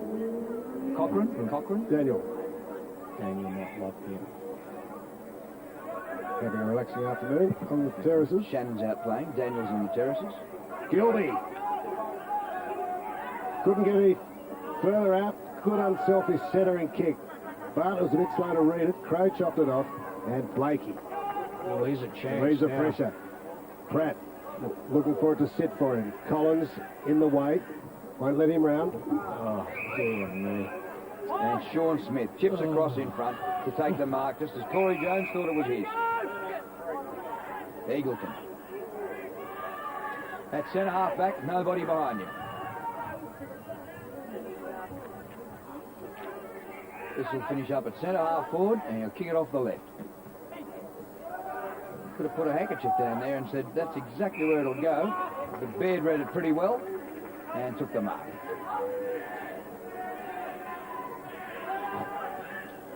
Baird, well, he's just going to have to grit his teeth and play on because he's back on the rookie list after Jones came off the injury list. So Baird is just going to have to see out the rest of the season in the VFL. Played 14 games for the Kangaroos, though, this year. So it's a bit stiff for him. There's a kick by Dylan Smith inside the 50. So some little hope here for the Kangaroos, but now they've lost the football. And one little turnover can be so expensive. Saunders goes bang with a long kick. Baird again, drops the mark, but recovers. It's Lang. And gathered by Crow eventually. Setchell gets the ball out. Round the corner goes Villani. Goes Picken, and Picken kicks a goal. Gets his first goal for the day. And Marcus Picken, well, it's starting to look safe enough now, you reckon, for Werribee, because the Murray Kangaroos have only kicked 5 goals for the day. Well, once Lang drops the mark, he's in strife, and look, they're all over the place, aren't they? Once it spills out to Picken, just slips onto the left boot. Over the top she goes. Whew. Gee, they've been fierce. Good tackle the by Bartlett. Tigers. Yeah, they're just fierce at it, hard at it.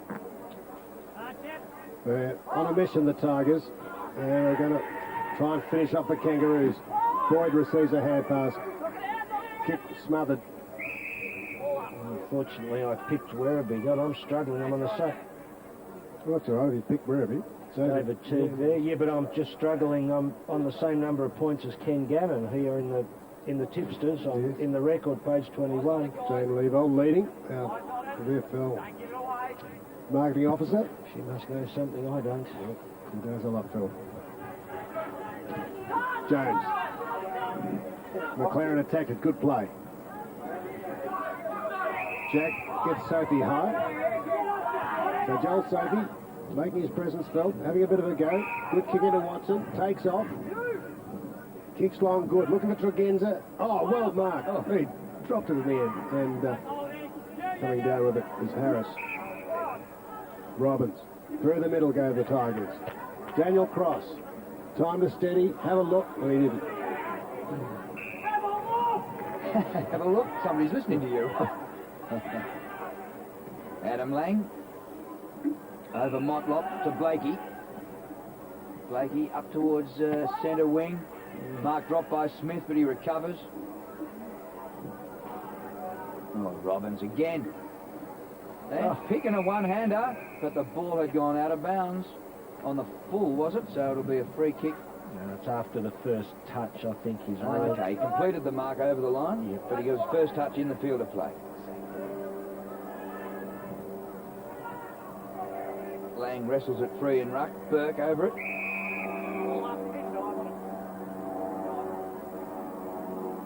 Son of Francis just can't get a go here with the Kangaroos. Played 85 games with Richmond. Hasn't played any with the Kangaroos in the seniors.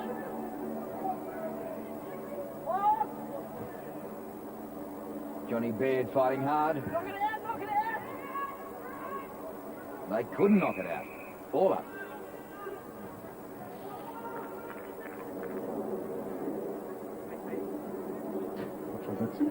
Matthew Milne there or Mason? They're just comparing their lollies. The things you can do when you're a kid. And your mind's as free as a bird. Burke goes up. Pratt. Jason Lamb.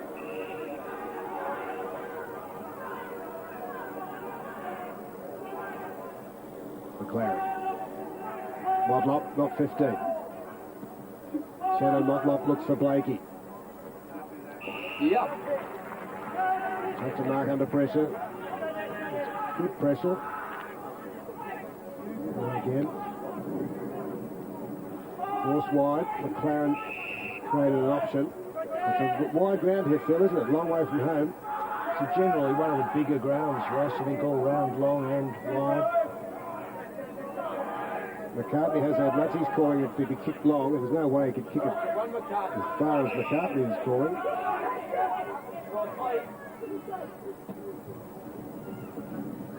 Penny works him out of it, and it's a soft one. Kick go to Jones, and yeah, but we're all umpire because Jones just dropped the hands. Didn't he, Phil? He ran an extra yard, so to go for his head. He dropped the hands, and he dropped his head.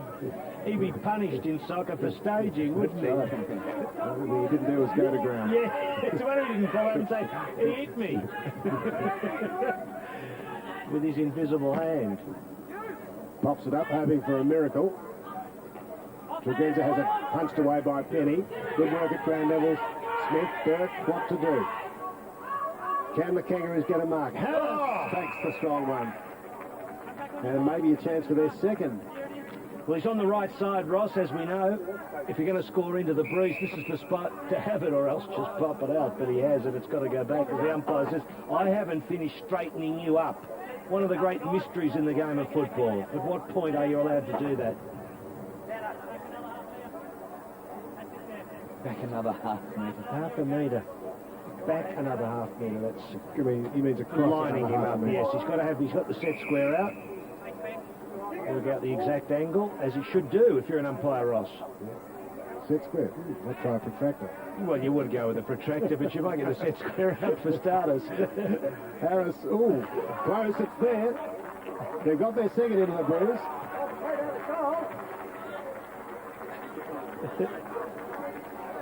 $45 points the margin. Long time since I've been to school. I used to wag on the days that we were doing geometry and all those things that required angle things.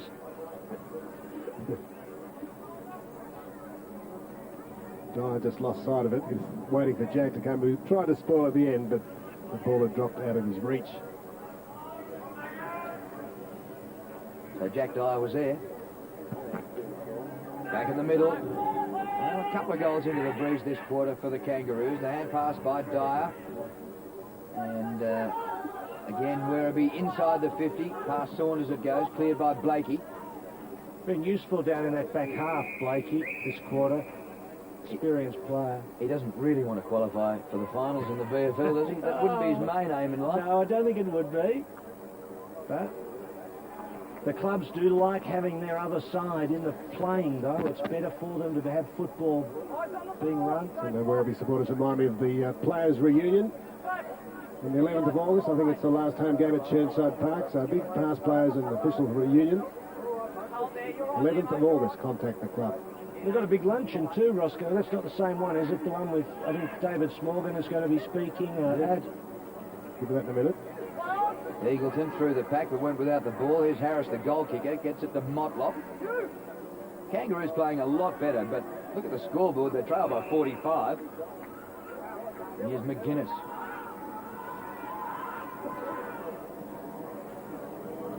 Good kick with the Breeze. Big pack.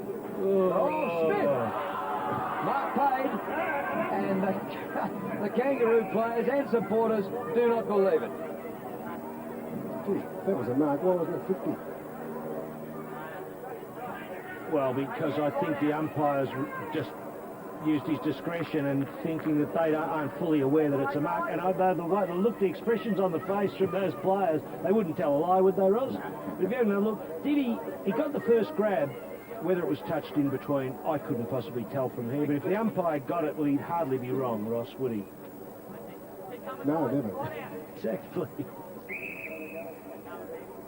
Sean Smith. This is only about a 35-metre kick with a Breeze behind. And he misses. Some justice in it, say the Kangaroo supporters. Indeed. Have a look. Let's see it. There he touches it. And, well, gee, it looked like a mark. I don't know whether any of the Kangaroo players actually got hands on it. Away goes Johnny Blakey. Won't get to McCartney.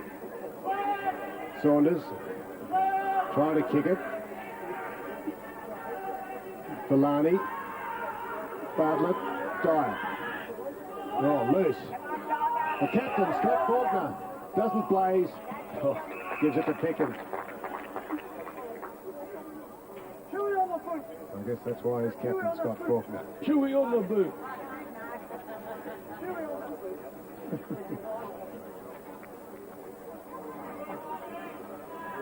Marcus Pickens kicked one in this term. Kick forward the Breeze. Little bit of left to right. Out for it beautifully. Easy as you like, Ross. Yes, Phil, Friday the 9th of August, the annual dinner auction.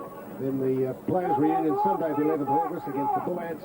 And 23rd of August, the big day business luncheon. David Smorgan, Tony Liberatore, Chris Bond, and comedian Marty Fieldsford. Yes, mate. Well, he can tell some jokes, that man. And good ones, too. All sorts of jokes.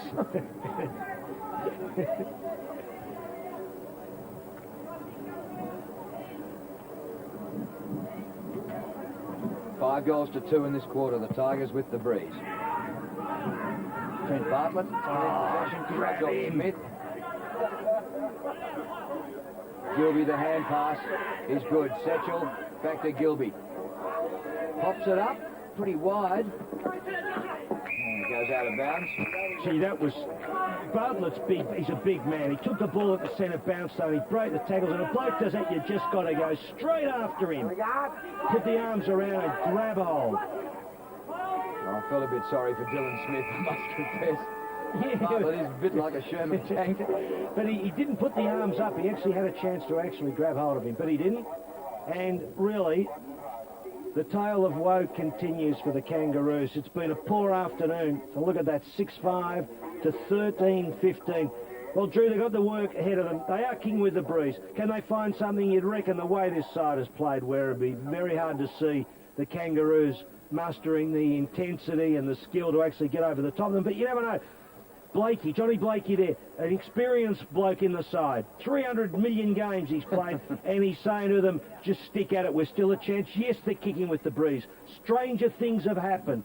Sides have come home and won from bigger margins, and this occasion they do have the breeze as well, so don't rule them out. Well, when they kicked with the breeze in the second quarter, they kicked 4 goals to 2. In this last quarter, it's going to need to be 9 goals to 0, or 10 goals to 1, or 11 goals to 2. So they're really going to have to storm home. Robbins has got 4, Gilby 3, Picken 2, and Tregenza has kicked 2 for the Kangaroos. But at the last change, it's 13-15 to 6-5, a 52-point lead to the Tigers. Bev? Thanks, Drew. Let's get to some of the other footy being played this afternoon. First up to the AFL match. Hawthorn and Brisbane neck and neck. Brisbane, of course, started a little bit behind, but have kicked the last couple of goals to put themselves just in front. For the Lions, Daniel Bradshaw has 2. Alistair Lynch, Beau McDonald and Aaron Shaddock 1. Each for the Hawks, Cox, Leckers and Holland, the gold kickers. In the other VFL matches being played this afternoon, the Cats 14-12-96, doing it very convincingly over Tassie 5-6-36, and the Coburg Tigers 6-8-44, still leading the Dons 2-2-14. Race 5 results now from Moonee Valley, and let's take a look. Number 1, Bush Padre, across the line for first place honours, paying $4.20 for the win from Brave Chief and Loch Torridon. 11.67.40 the trifecta payout. That's all to report for now, boys. Back to you at Coburg City Oval. Thanks, Bev. Now, Bondi's in charge. He's got a big lead. I wonder what he's going to be saying at three-quarter time. Cruising. He's a good coach, speaks well. Hasn't even got to them yet. Sean Smith doing a bit of the talking. Well, they're in their little clusters, I think, Drew, at the moment. They've got the backs, one section, forwards and like.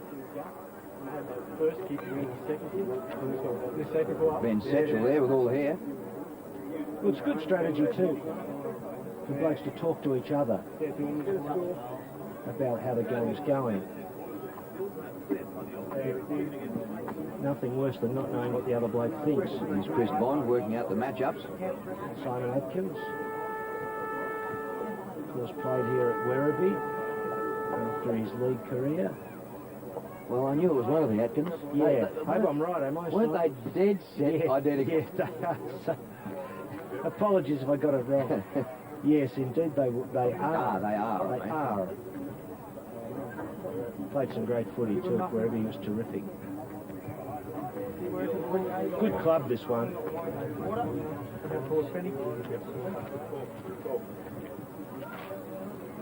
Chris Bond, he's had a very busy week. When you get involved with the VFL and the AFL, you go to training for both clubs, matches for both clubs. It's just non-stop. It is indeed. It's a big part of our game today. There's no doubt about it. We've had real physical pressure on them.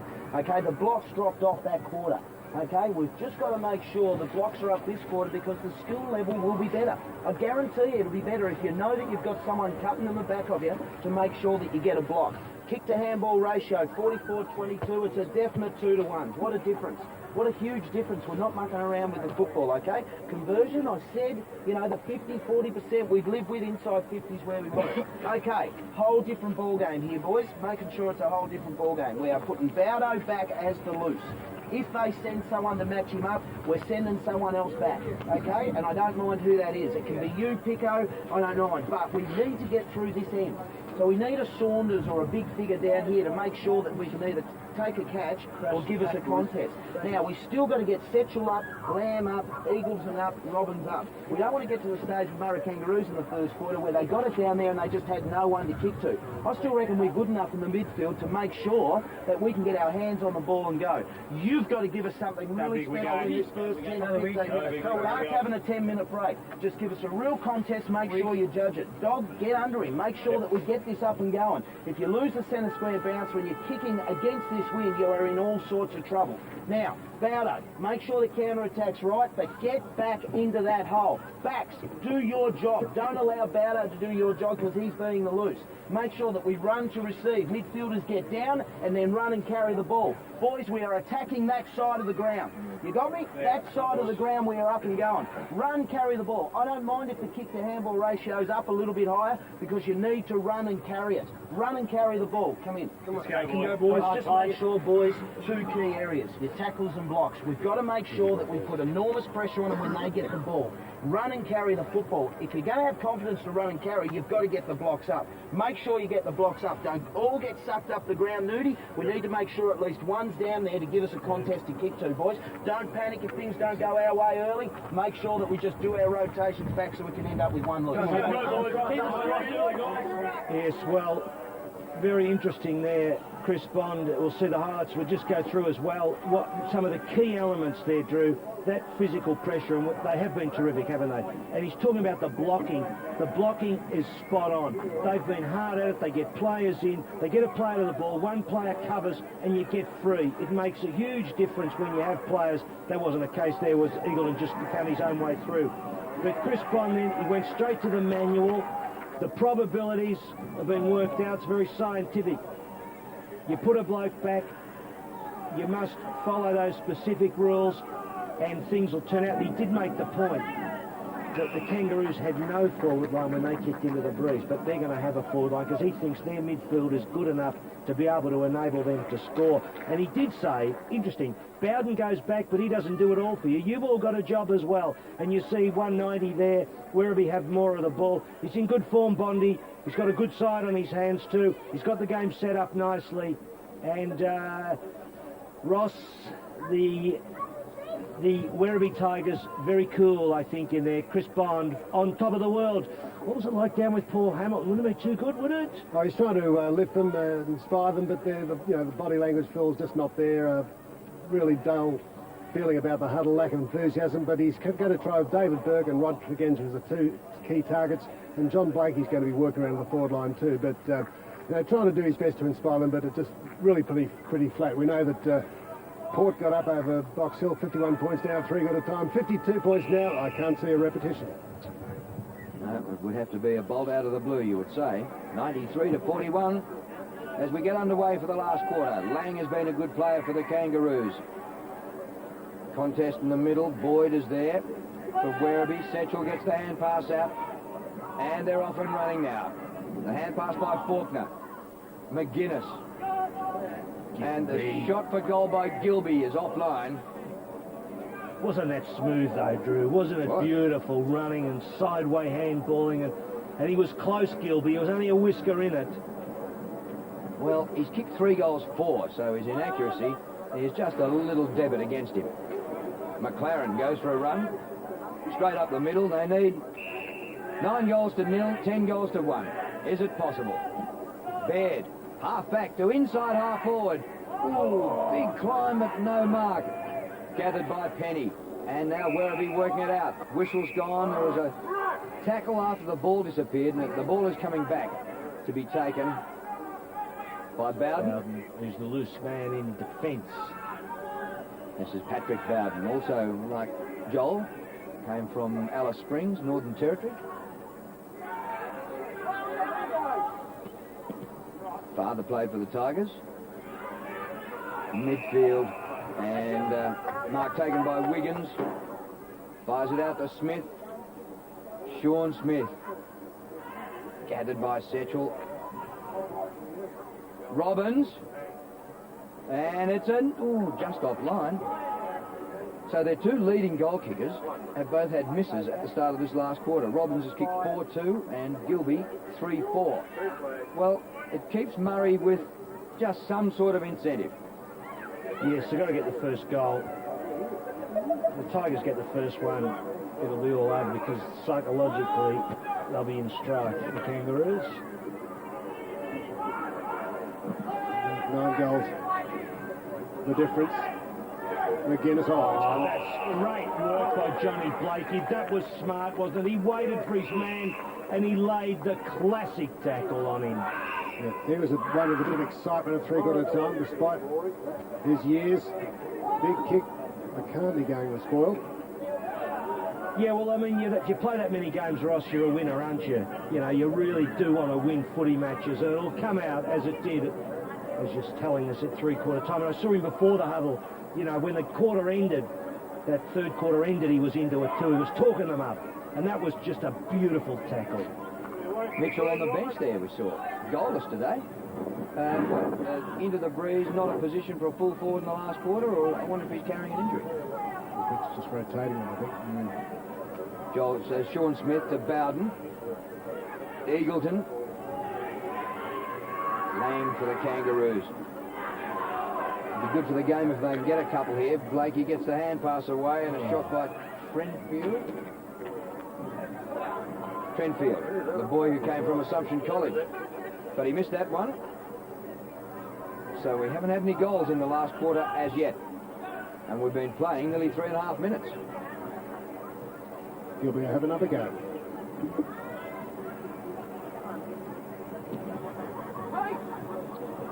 That's it outside the 50. Wiggins and Smith. Now that is atrocious play there by Joe McLaren. You see, we might not see this again. Joe McLaren, did you notice that, Ross? Trying to mark, look at him from behind. And he's trying to mark the ball, McLaren. He has got no chance whatsoever of marking that football. He should have punched it back inside 50. Lang tries the backhander. Wiggins dispossessed. Dylan Smith was certainly a high tackle. And that's why he hasn't played in the AFL games this year. Well, you know, the player just should know that, Drew. It's really poor play, and if you're playing for the team, you don't do that. Hand pass off. Long shot and goal. Was there a hand off? Joking. Oh, thought that was over the line. I'm only 250 metres away.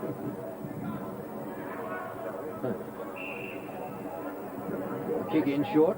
Travis Robertson with the mark.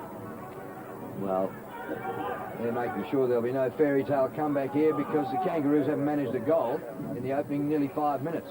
Kick by Robertson. Smith again. And outmarked by McGuinness, his teammate. Kieran McGuinness. 51 the difference. Setchell. Robbins almost helped to take it away from him. Gathered here by Sophie. Oh! And gone. He was always going to be in trouble, wasn't he? He's got to come back. Werribee free kick. And here he is again. Oh, last tackle. So Robbins with the free kick. And another free kick right in front of goal. And about 40 metres out. And Gilby has a chance to kick his fourth. And he has missed a couple indeed, Drew, as you've pointed out, but he is technically a very good kick. Well, he's had 7 shots at goal. And there's Joe McLaren, well, you pointed out, Phil, and he's sitting down on the pine as a result. Well, I wouldn't mind betting it was for that kick in, too. I would not be surprised. So Lindsay Gilby for his 4th goal to equal Robbins, who's kicked 4. Distance, 40 metres. Breeze into his face. Starts at left, it stays left, and out of bounds on the full. Well, technically, there was nothing wrong with it. It just wasn't straight. Oh, it was awful the way he held the ball. I thought it was his running kick. Yes. He needed the protractor. Well, the protractor, yeah, not the set square at that time. But maybe he's trying to cover a bit more into the breeze, Ross. Watson receiving the hand pass, going long. Lots of Tigers back there. One of them, Travis Robertson. Lamb's got 3. Puts it up high. The trainer could take a mark. He's running for cover. Trouble. Back goes Robbins. Crow there chasing. Saunders forward. Looked like it. Robbins around the corner. Another behind. How did he get rid of that, Ross? Yeah, I think he threw it from what the glimpse we saw. Pinged it up with one hand and banged it with the other. So Saunders was lucky there. As John Beard kicks in. Gets some good distance. Lang in front, pushed out. Free kick to Lang. And Jones gave one to Lang there. He just jumped straight on top of him. Kick by Adam Lang. Burke couldn't complete the mark. Well, they got no hope if they just kick line to line, the Kangaroos, because they cannot take marks. Well, this is amazing. Neither team has kicked a goal, and we've been playing nearly 8 minutes.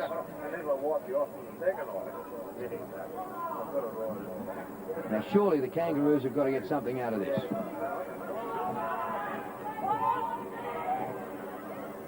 Lamb knocks it back. This ball comes up to McCormick.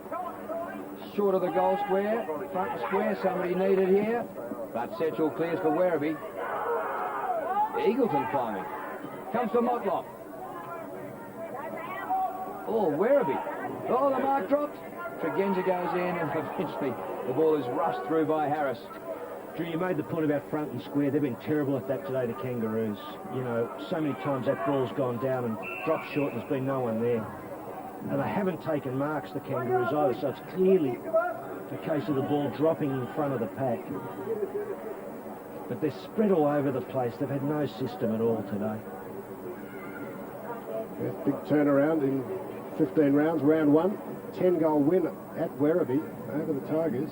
Looked like Premiers role, saw them then. You do get on a bit early, though, It Ross. was a bit early. Yes, they looked good. At home again. Last year's runners-up. Flag favourites, Robertson, Picken. Well, the bookie's had his bag full of your money all year, and we'll keep it. Boyd out to Wiggins. All mine's gone to the Bull Ants. I'm in deep stride. I had them winning the flag. Inside 50 towards Saunders, but Pickens plucked the mark. All of his distance. The lead from Smith in his direction, and Penny. Was it 15 just? To Eagleton. Who's a left footer, so he's perfectly set up. So on 10 minutes we might have our first goal of the term.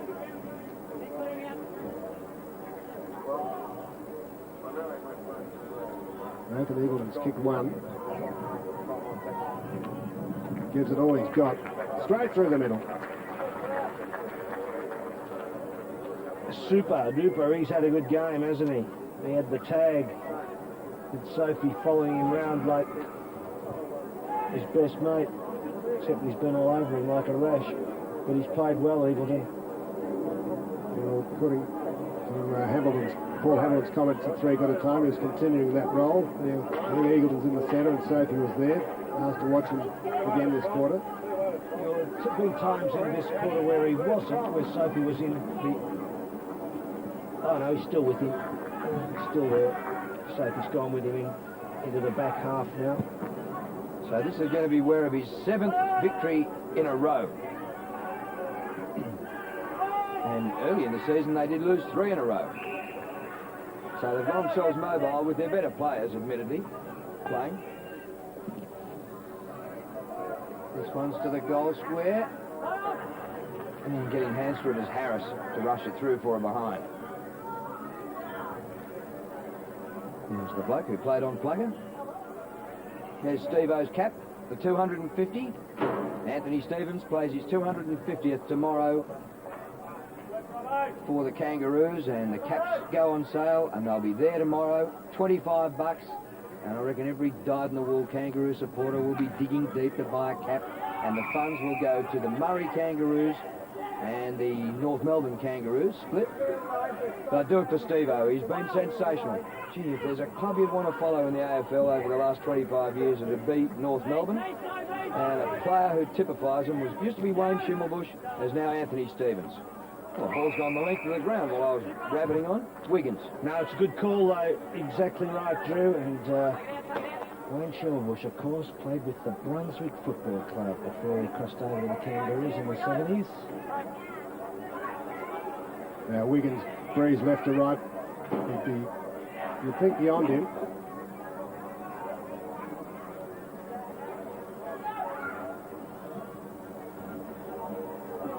Wynn gets it. Fisted away at the 4. Gilby. Sure. How's he going? Well, he's kicked his 4th goal, Lindsay Gilby. 4-4 for the afternoon. Matthew Robbins has kicked 4-3. And it's been their smaller men on a day, which has been hard for the tall forwards, who've been their major goal kickers. Yeah, without a doubt, Roscoe. At ground level, they've been brilliant. Just superb. Look, this kid is just... He's all class, Gilby. I can't see how he will not be a terrific player at AFL level. He's just got a little bit of work to do, but trying to find it on my list to work out how old he is. I think he's around the 20 mark. Why can't I see it, boss? Because he's wearing a different number. Yeah, he's 21. Born in the 8th of July, 1981. It's only a boy. And here come Werribee again, tackling the back. Werribee free kick. It's against David Burke. But they've been second to the ball all day, and that's what happens. Eagleton, dangerous on the left, even into the breeze. It holds up. Oh, good mark by Wiggins. He knew that ball was going to hold up in the breeze, and he just slipped to the front. Did he ever? He floats, though. Look, he's in the air for a long time, isn't he? And he just waits for it, and eventually it lobs in his hands. Patrick Wiggins looking for his first goal for the day. Knee injury ruined his year last year. Distance not a problem. Oh, he did. Well, he started at left, but really kicked it through the breeze. He stuttered as he kicked that, though. He wasn't fluent. It was no surprise that it went to the left. Johnny Blakey. 355 games in the AFL, and today number 6 in the VFL. Yes. Saunders flying high. Oh, lovely tap on by Lindsay Gilby away from Smith. Still running Gilby. Out to Pickens, had a good afternoon. Can he top it off with a goal? Almost. Almost added to his 2.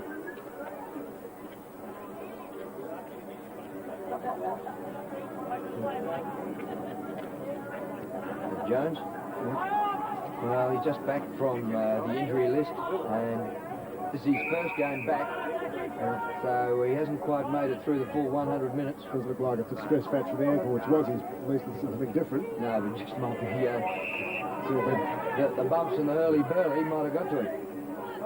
He's missed so much football. Smith. Eagleton from behind. Well, there's a bloke who came from behind. Had no right to go for it, but finished up with the mark. Nathan Eagleton.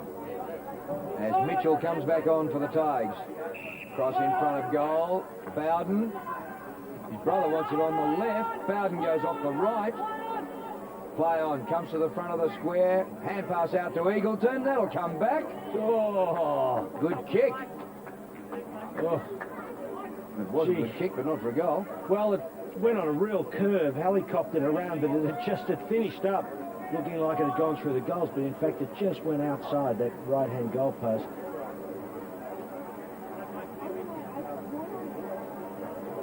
Joe McLaren. Oh. Got the splinters. I can see them sticking out of his backside. Yeah. Not thinking he's run from full back. He just bumps it. Lang was the target. He didn't mark. John Baird, did he mark that? He must have. So much purchase on it. Only Blake to touch it, Ross. I was just going to say, Tregenza down there, the target. Oh, he's held out of the action. It's over the pack. Here comes Burke, and not through. Rush behind. It's interesting for Baird, now that he's back on the rookie list. What's he do for the rest of the season? If he plays his lights out and is best on ground every week, he stands to be drafted by somebody else next year. Yes, well, So back on the Kangaroos, well, we're going to lose. Williams, they're half a game in the 8th, so Williamstown, Carlton, Springvale will win, or some of them. The Kangaroos will be out. His kick holds up again, and Sean Smith knows what a ball's going to do in the conditions. 50 metres, is it? No, I think he was just lining him up. Just got to go back. That funny little rule we have. Who's laughing? Me. Only me. They're a funny little rule, yeah. Good kick into the breeze. Look at that. That has found a teammate, Penny, about 50 metres up the ground into the breeze.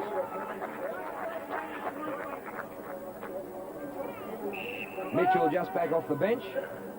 Puts it up towards the goal square. It tried to. Breeze got hold of it out of bounds in the forward pocket.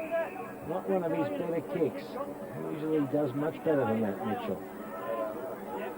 And it'll be brought back in by Rod Crow. So Gilby off the ground.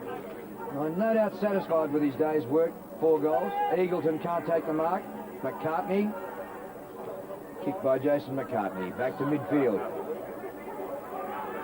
And done by Faulkner. Oh, Bowden just. Not 15. Play on. Sean Smith. Inside 50. Smith goes for it.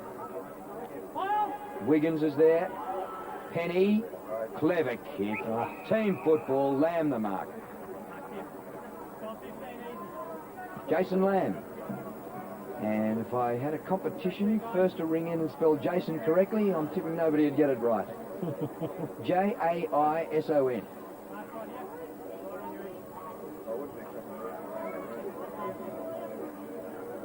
So no distance whatsoever. He's about 20 to 25 metres out and has kicked a goal.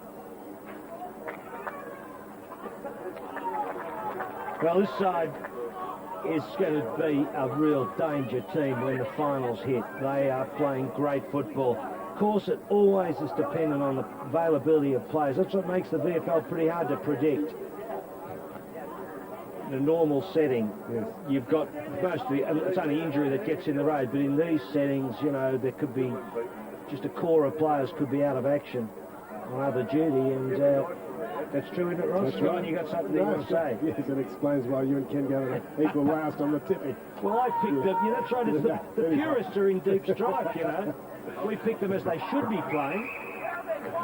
Smith takes the mark at half-back. Ken and I are the only two who know anything about it. Dickens. Is that a theory? Anybody who tips 8 winners knows nothing about football. Exactly right. You're getting my drift. A brilliant mark to Bowden across half-back. Yeah, he's done it well there, Ross.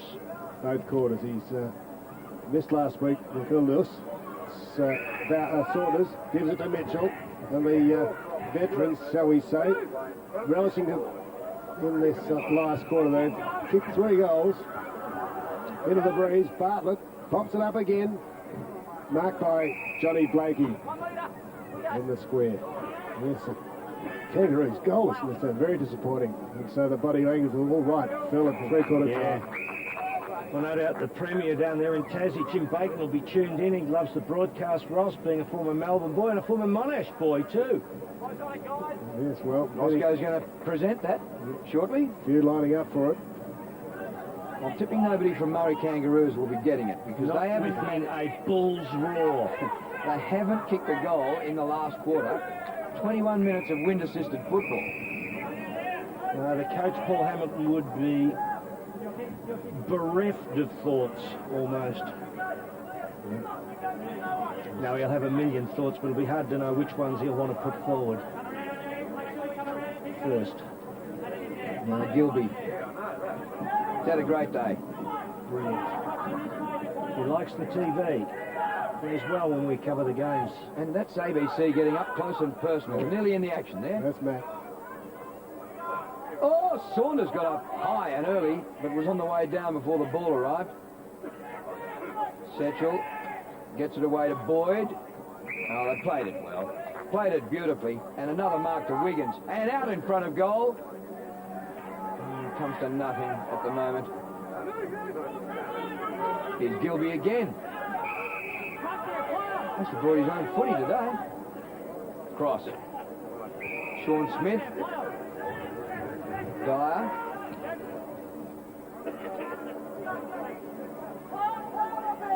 No mark there.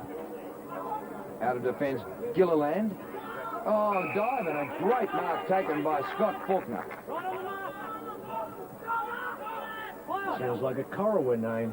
Gilliland. Good mark by Faulkner, wasn't it? And keeping the ball low into the breeze for Bartlett to be on a fast lead and mark. He's not quite big enough for AFL footy, I would say. Ross, you're a doggies man, but he has played some games and he's been pretty competitive, but just that size factor. But gee, he's good at it, isn't he? He's terrific. On a hard run, kicks from 40, won't quite make it. Sean Smith at the back. And the Kangaroos are able to clear. Watson, Blakey, messed with his target, but Burke let it go for his man as the changes are made. Trentfield back on. Kangaroos still in possession. Lang's wrapped up by Dyer, breaking up that attack. Can they get a goal in this last term? 23 minutes you can see on the clock. Dismal day for the afternoon. Just 6 goals to the Kangaroos. Well, I suppose we must have known something. When they lost 3 in a row, then they drew to Bendigo. And Bendigo haven't won a game for 2 years. And last week they beat Frankston, who've only beaten Bendigo, and only beat them by 6 goals. So they haven't been in great form over the last 5 weeks. And I tipped Bendigo to beat North Ballarat because they drew with the Murray Kangaroos. Perfect logic. Got the first blood roll for the day. David Burke coming off. Blood roll, Kangas, blood. Yeah, Paul Hamilton looks down at his magnetic board. David Burke not really agreeing with the decision that he's got to come off with the blood rule. On form, Phil, there's 4 sides only in it. They're out. I'll get off the fence. Geelong, Werribee, Port Melbourne and Coburg. I'd say that's a fair call, Ross. I think the premiership will come from those 4. We wouldn't want to rule the Hawks out, though, would you? Because they could come with a rush. Sandy, not a good day. Kangaroos, no. Williamstown, possibly. I better say that because Brendan Curry will get upset with me. He's already upset about me having a little dip at him about Jared Malloy the other week. Yeah. The Kangaroos have a chance through Watson. He's run around. Is there a big grab there for the Kangas? Boyd out to Lamb. Mitchell. Shows how versatile they are. There's Mitchell, the full forward, at half back. Yeah, well, they want to be part of this. I can see something happening. Saunders over the shoulder. And so I think you can tell the way Mitchell is going about his business, and Smith and Saunders. See, Wiggins is now playing full forward. Mitchell's either on ball or playing on the back line. And there's not too many teams in football, VFL or AFL, who've got a full forward who can do that. McLaren's kick into the middle of the ground, and here is Lang. I don't know why he kicked it out there, and the ball is out of play. That's Trentfield. He might have got better delivery at Assumption College, Trentfield. Well, he had nowhere. He probably thought he couldn't go anywhere else. There were players back from Werribee, but he had to hit his mark, and he did not. And Gilby's coming off again. Now, can the Kangaroos get a goal? Here is a shot offline by Trentfield and a behind. Kicked a couple of behinds in the last quarter, the youngster. Now, Jared Malloy spent the first quarter of the game against Tassie behind glass. Tasmania, wasn't it? It was against Tassie. I said in Inside Football it was against Geelong, and of course I was wrong. It wasn't Geelong, it was actually Tasmania. So I admit the mistake there. Yeah, well, it'll be on Media Watch on Monday. Yeah, that's right. Good on you. Dyer kicks in. Brendan didn't take to college, but Jared Malloy has been fantastic down at, don't get me wrong, down at Williamstown. He's been great. But I just questioned the purpose or the symbolism of a player sitting behind glass with the coach. Dyer to Brian Harris. Werribee still running. Picking the target. Good strong hands.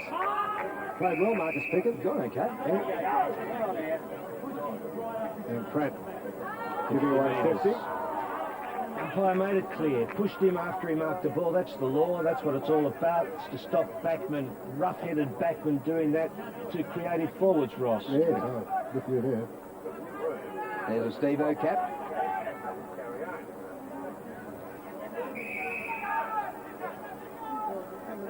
Wiggins leads short. Pickens ignores that. He pops it up. He's looking for the big grab. From whom?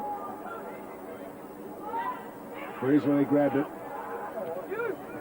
Torpedoed out of trouble from Dylan Smith, but only as far as Dyer. He thought about dishing it off.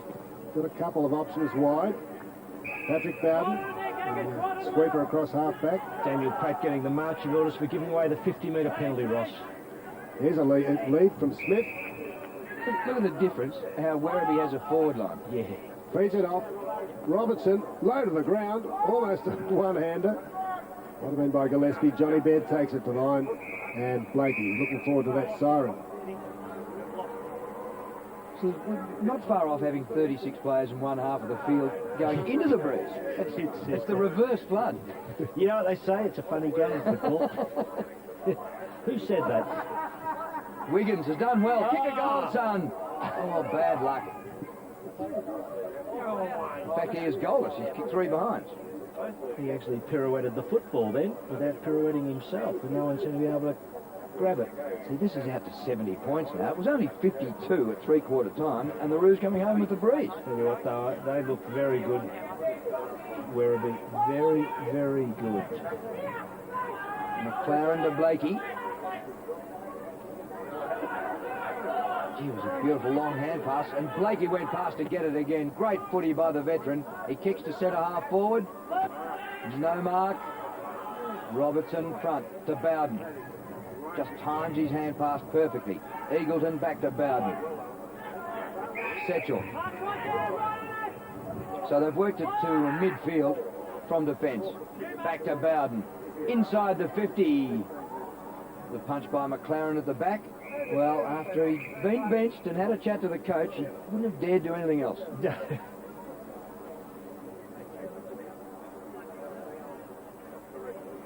48 marks to the Kangaroos, 78 to the Werribee.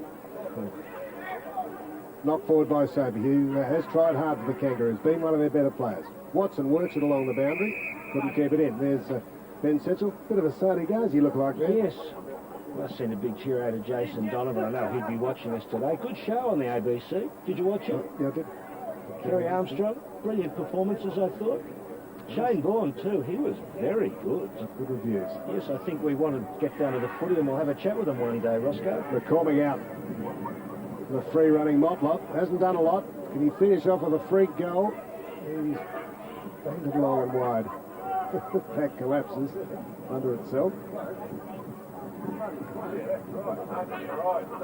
Gee, Phil, Jason McCarthy and David Burke and Motlop, the senior players haven't done a lot, have they? No. No, there's a little story in that, Ross. And here is Faulkner. Delivery been pretty good all day. Cross. Goes, oops, this might sit for Motlop. Robertson gets back. Good player. He's a good player. Very good. Bowden.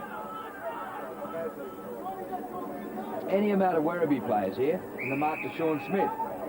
From the prone position. Out to Picken. Siren. Big win to the Werribee Tigers. They kept the Roos goalless in the last quarter. And it was 16-22, 118 to 6-13-49. So it could have been a lot more. Well, they were just poleaxed, the Kangaroos, from the start of the game. They were just too smart this side. Werribee great at ground level. And Chris Bond's got them playing beautiful football. All the blocking, all the hard things, the shepherding was just beautiful. All that physical pressure he talked about, and then the class came into play, and they marked well. They kicked the ball smart. They produced some really exciting goals. And I don't know, Drew, looking at them, if that is the side that they put on the park in the finals, they will be very, very hard to beat. They're going to take a lot of work to knock over because they've got star players on every line. Blokes that are going to really power on. Bartlett's one of them. He can play. He's big and strong, and he's got a real tall but he's strong. So, gee, they've got some class. You look at blokes, you know, like Robbins is fantastic. Faulkner's in amongst it. Gilby is just in scintillating form. That man Mitchell, as you said, I mean, Mitchell, we just saw him on screen. He can play full forward. He can go to the back line. They've got Saunders there running around with them too. But, of course, a lot of it depends on who gets picked up, whether they go up into the AFL and where the doggies finish and how many blokes qualify. You have to run your set square over the side to see who qualifies. Well, look at that. 8 points in the last quarter. Most of those were touched, really, and the Werribee finished with 3 goals, 7. And I think our man, is he ready for me? Yes, Not yet, he's chasing. We'll just go to the goal kickers first. I'll get to you in a minute, Ross. The Tregenza there, well, he struggled, didn't he? Wasn't Gilby brilliant? Wasn't Robbins superb? Gilby, the power play, I think, of the day to him, because he just did And some here we go. scintillating things. Lindsay Gilby, watch him, number 23, give and go. He got it back. Oh, have a look at that. And he was actually just on the end of that. That had gone the length of the ground for the Tigers. And Gilby, with a couple of possessions, finished off with the goal and finished the game with 4 goals, Lindsay Gilby. So, a 69-point win to the Tigers, 16-22 to 6 goals, 13. Hope our viewers in Tasmania enjoy the telecast. Now, Roscoe has the man of the match, and he looked familiar. We've just seen him. Here he is again, long sleeves. Lindsay Gilby, yes, we've just seen you win the power play of the day with one of those goals. Round 16, congratulations, Lindsay. 4 goals, 4 and many possessions, and you and Matthew Robbins dominated in midfield. Yeah, I was really disappointed that I didn't play this week, because I really wanted to play for number 39, who's playing his last game tomorrow, and had 39 written on my hand, and I just thought if I can't play with him, I'd just go out and try playing my best game, and lucky things turned out all right, I suppose. But Tony Liberatore's had some impact on you at the club, has he? Yeah, I just had a message probably early from him today, and it brought a tear to my eye before the game even started, and I was really pumped up, and just to have a good game for Tony. Well, good. That's terrific. And let's hope he goes well. The Bullets go well tomorrow. But Werribee on a roll now, 7 in a row. And I think, did you play in round 1 when the Kangaroos beat you by 10 goals? Yeah. That was my first game back after a bit of a quad injury. But I thought, geez, walking away from that game, they're a great side. And today we knew it was always going to be a tough game here. And it was very windy conditions, and it was a tough game, and it was well fought out in the end. And yeah. So I'll be watching the Bulldogs tomorrow, of course, and cheering on. Yeah, for sure. Good on you. Cheers. Lindsay Gilby, the Tigers, Phil and Drew, they're really going very well, and they've got those great alignment with the Bulldogs and good midfielders like Lindsay Gilby.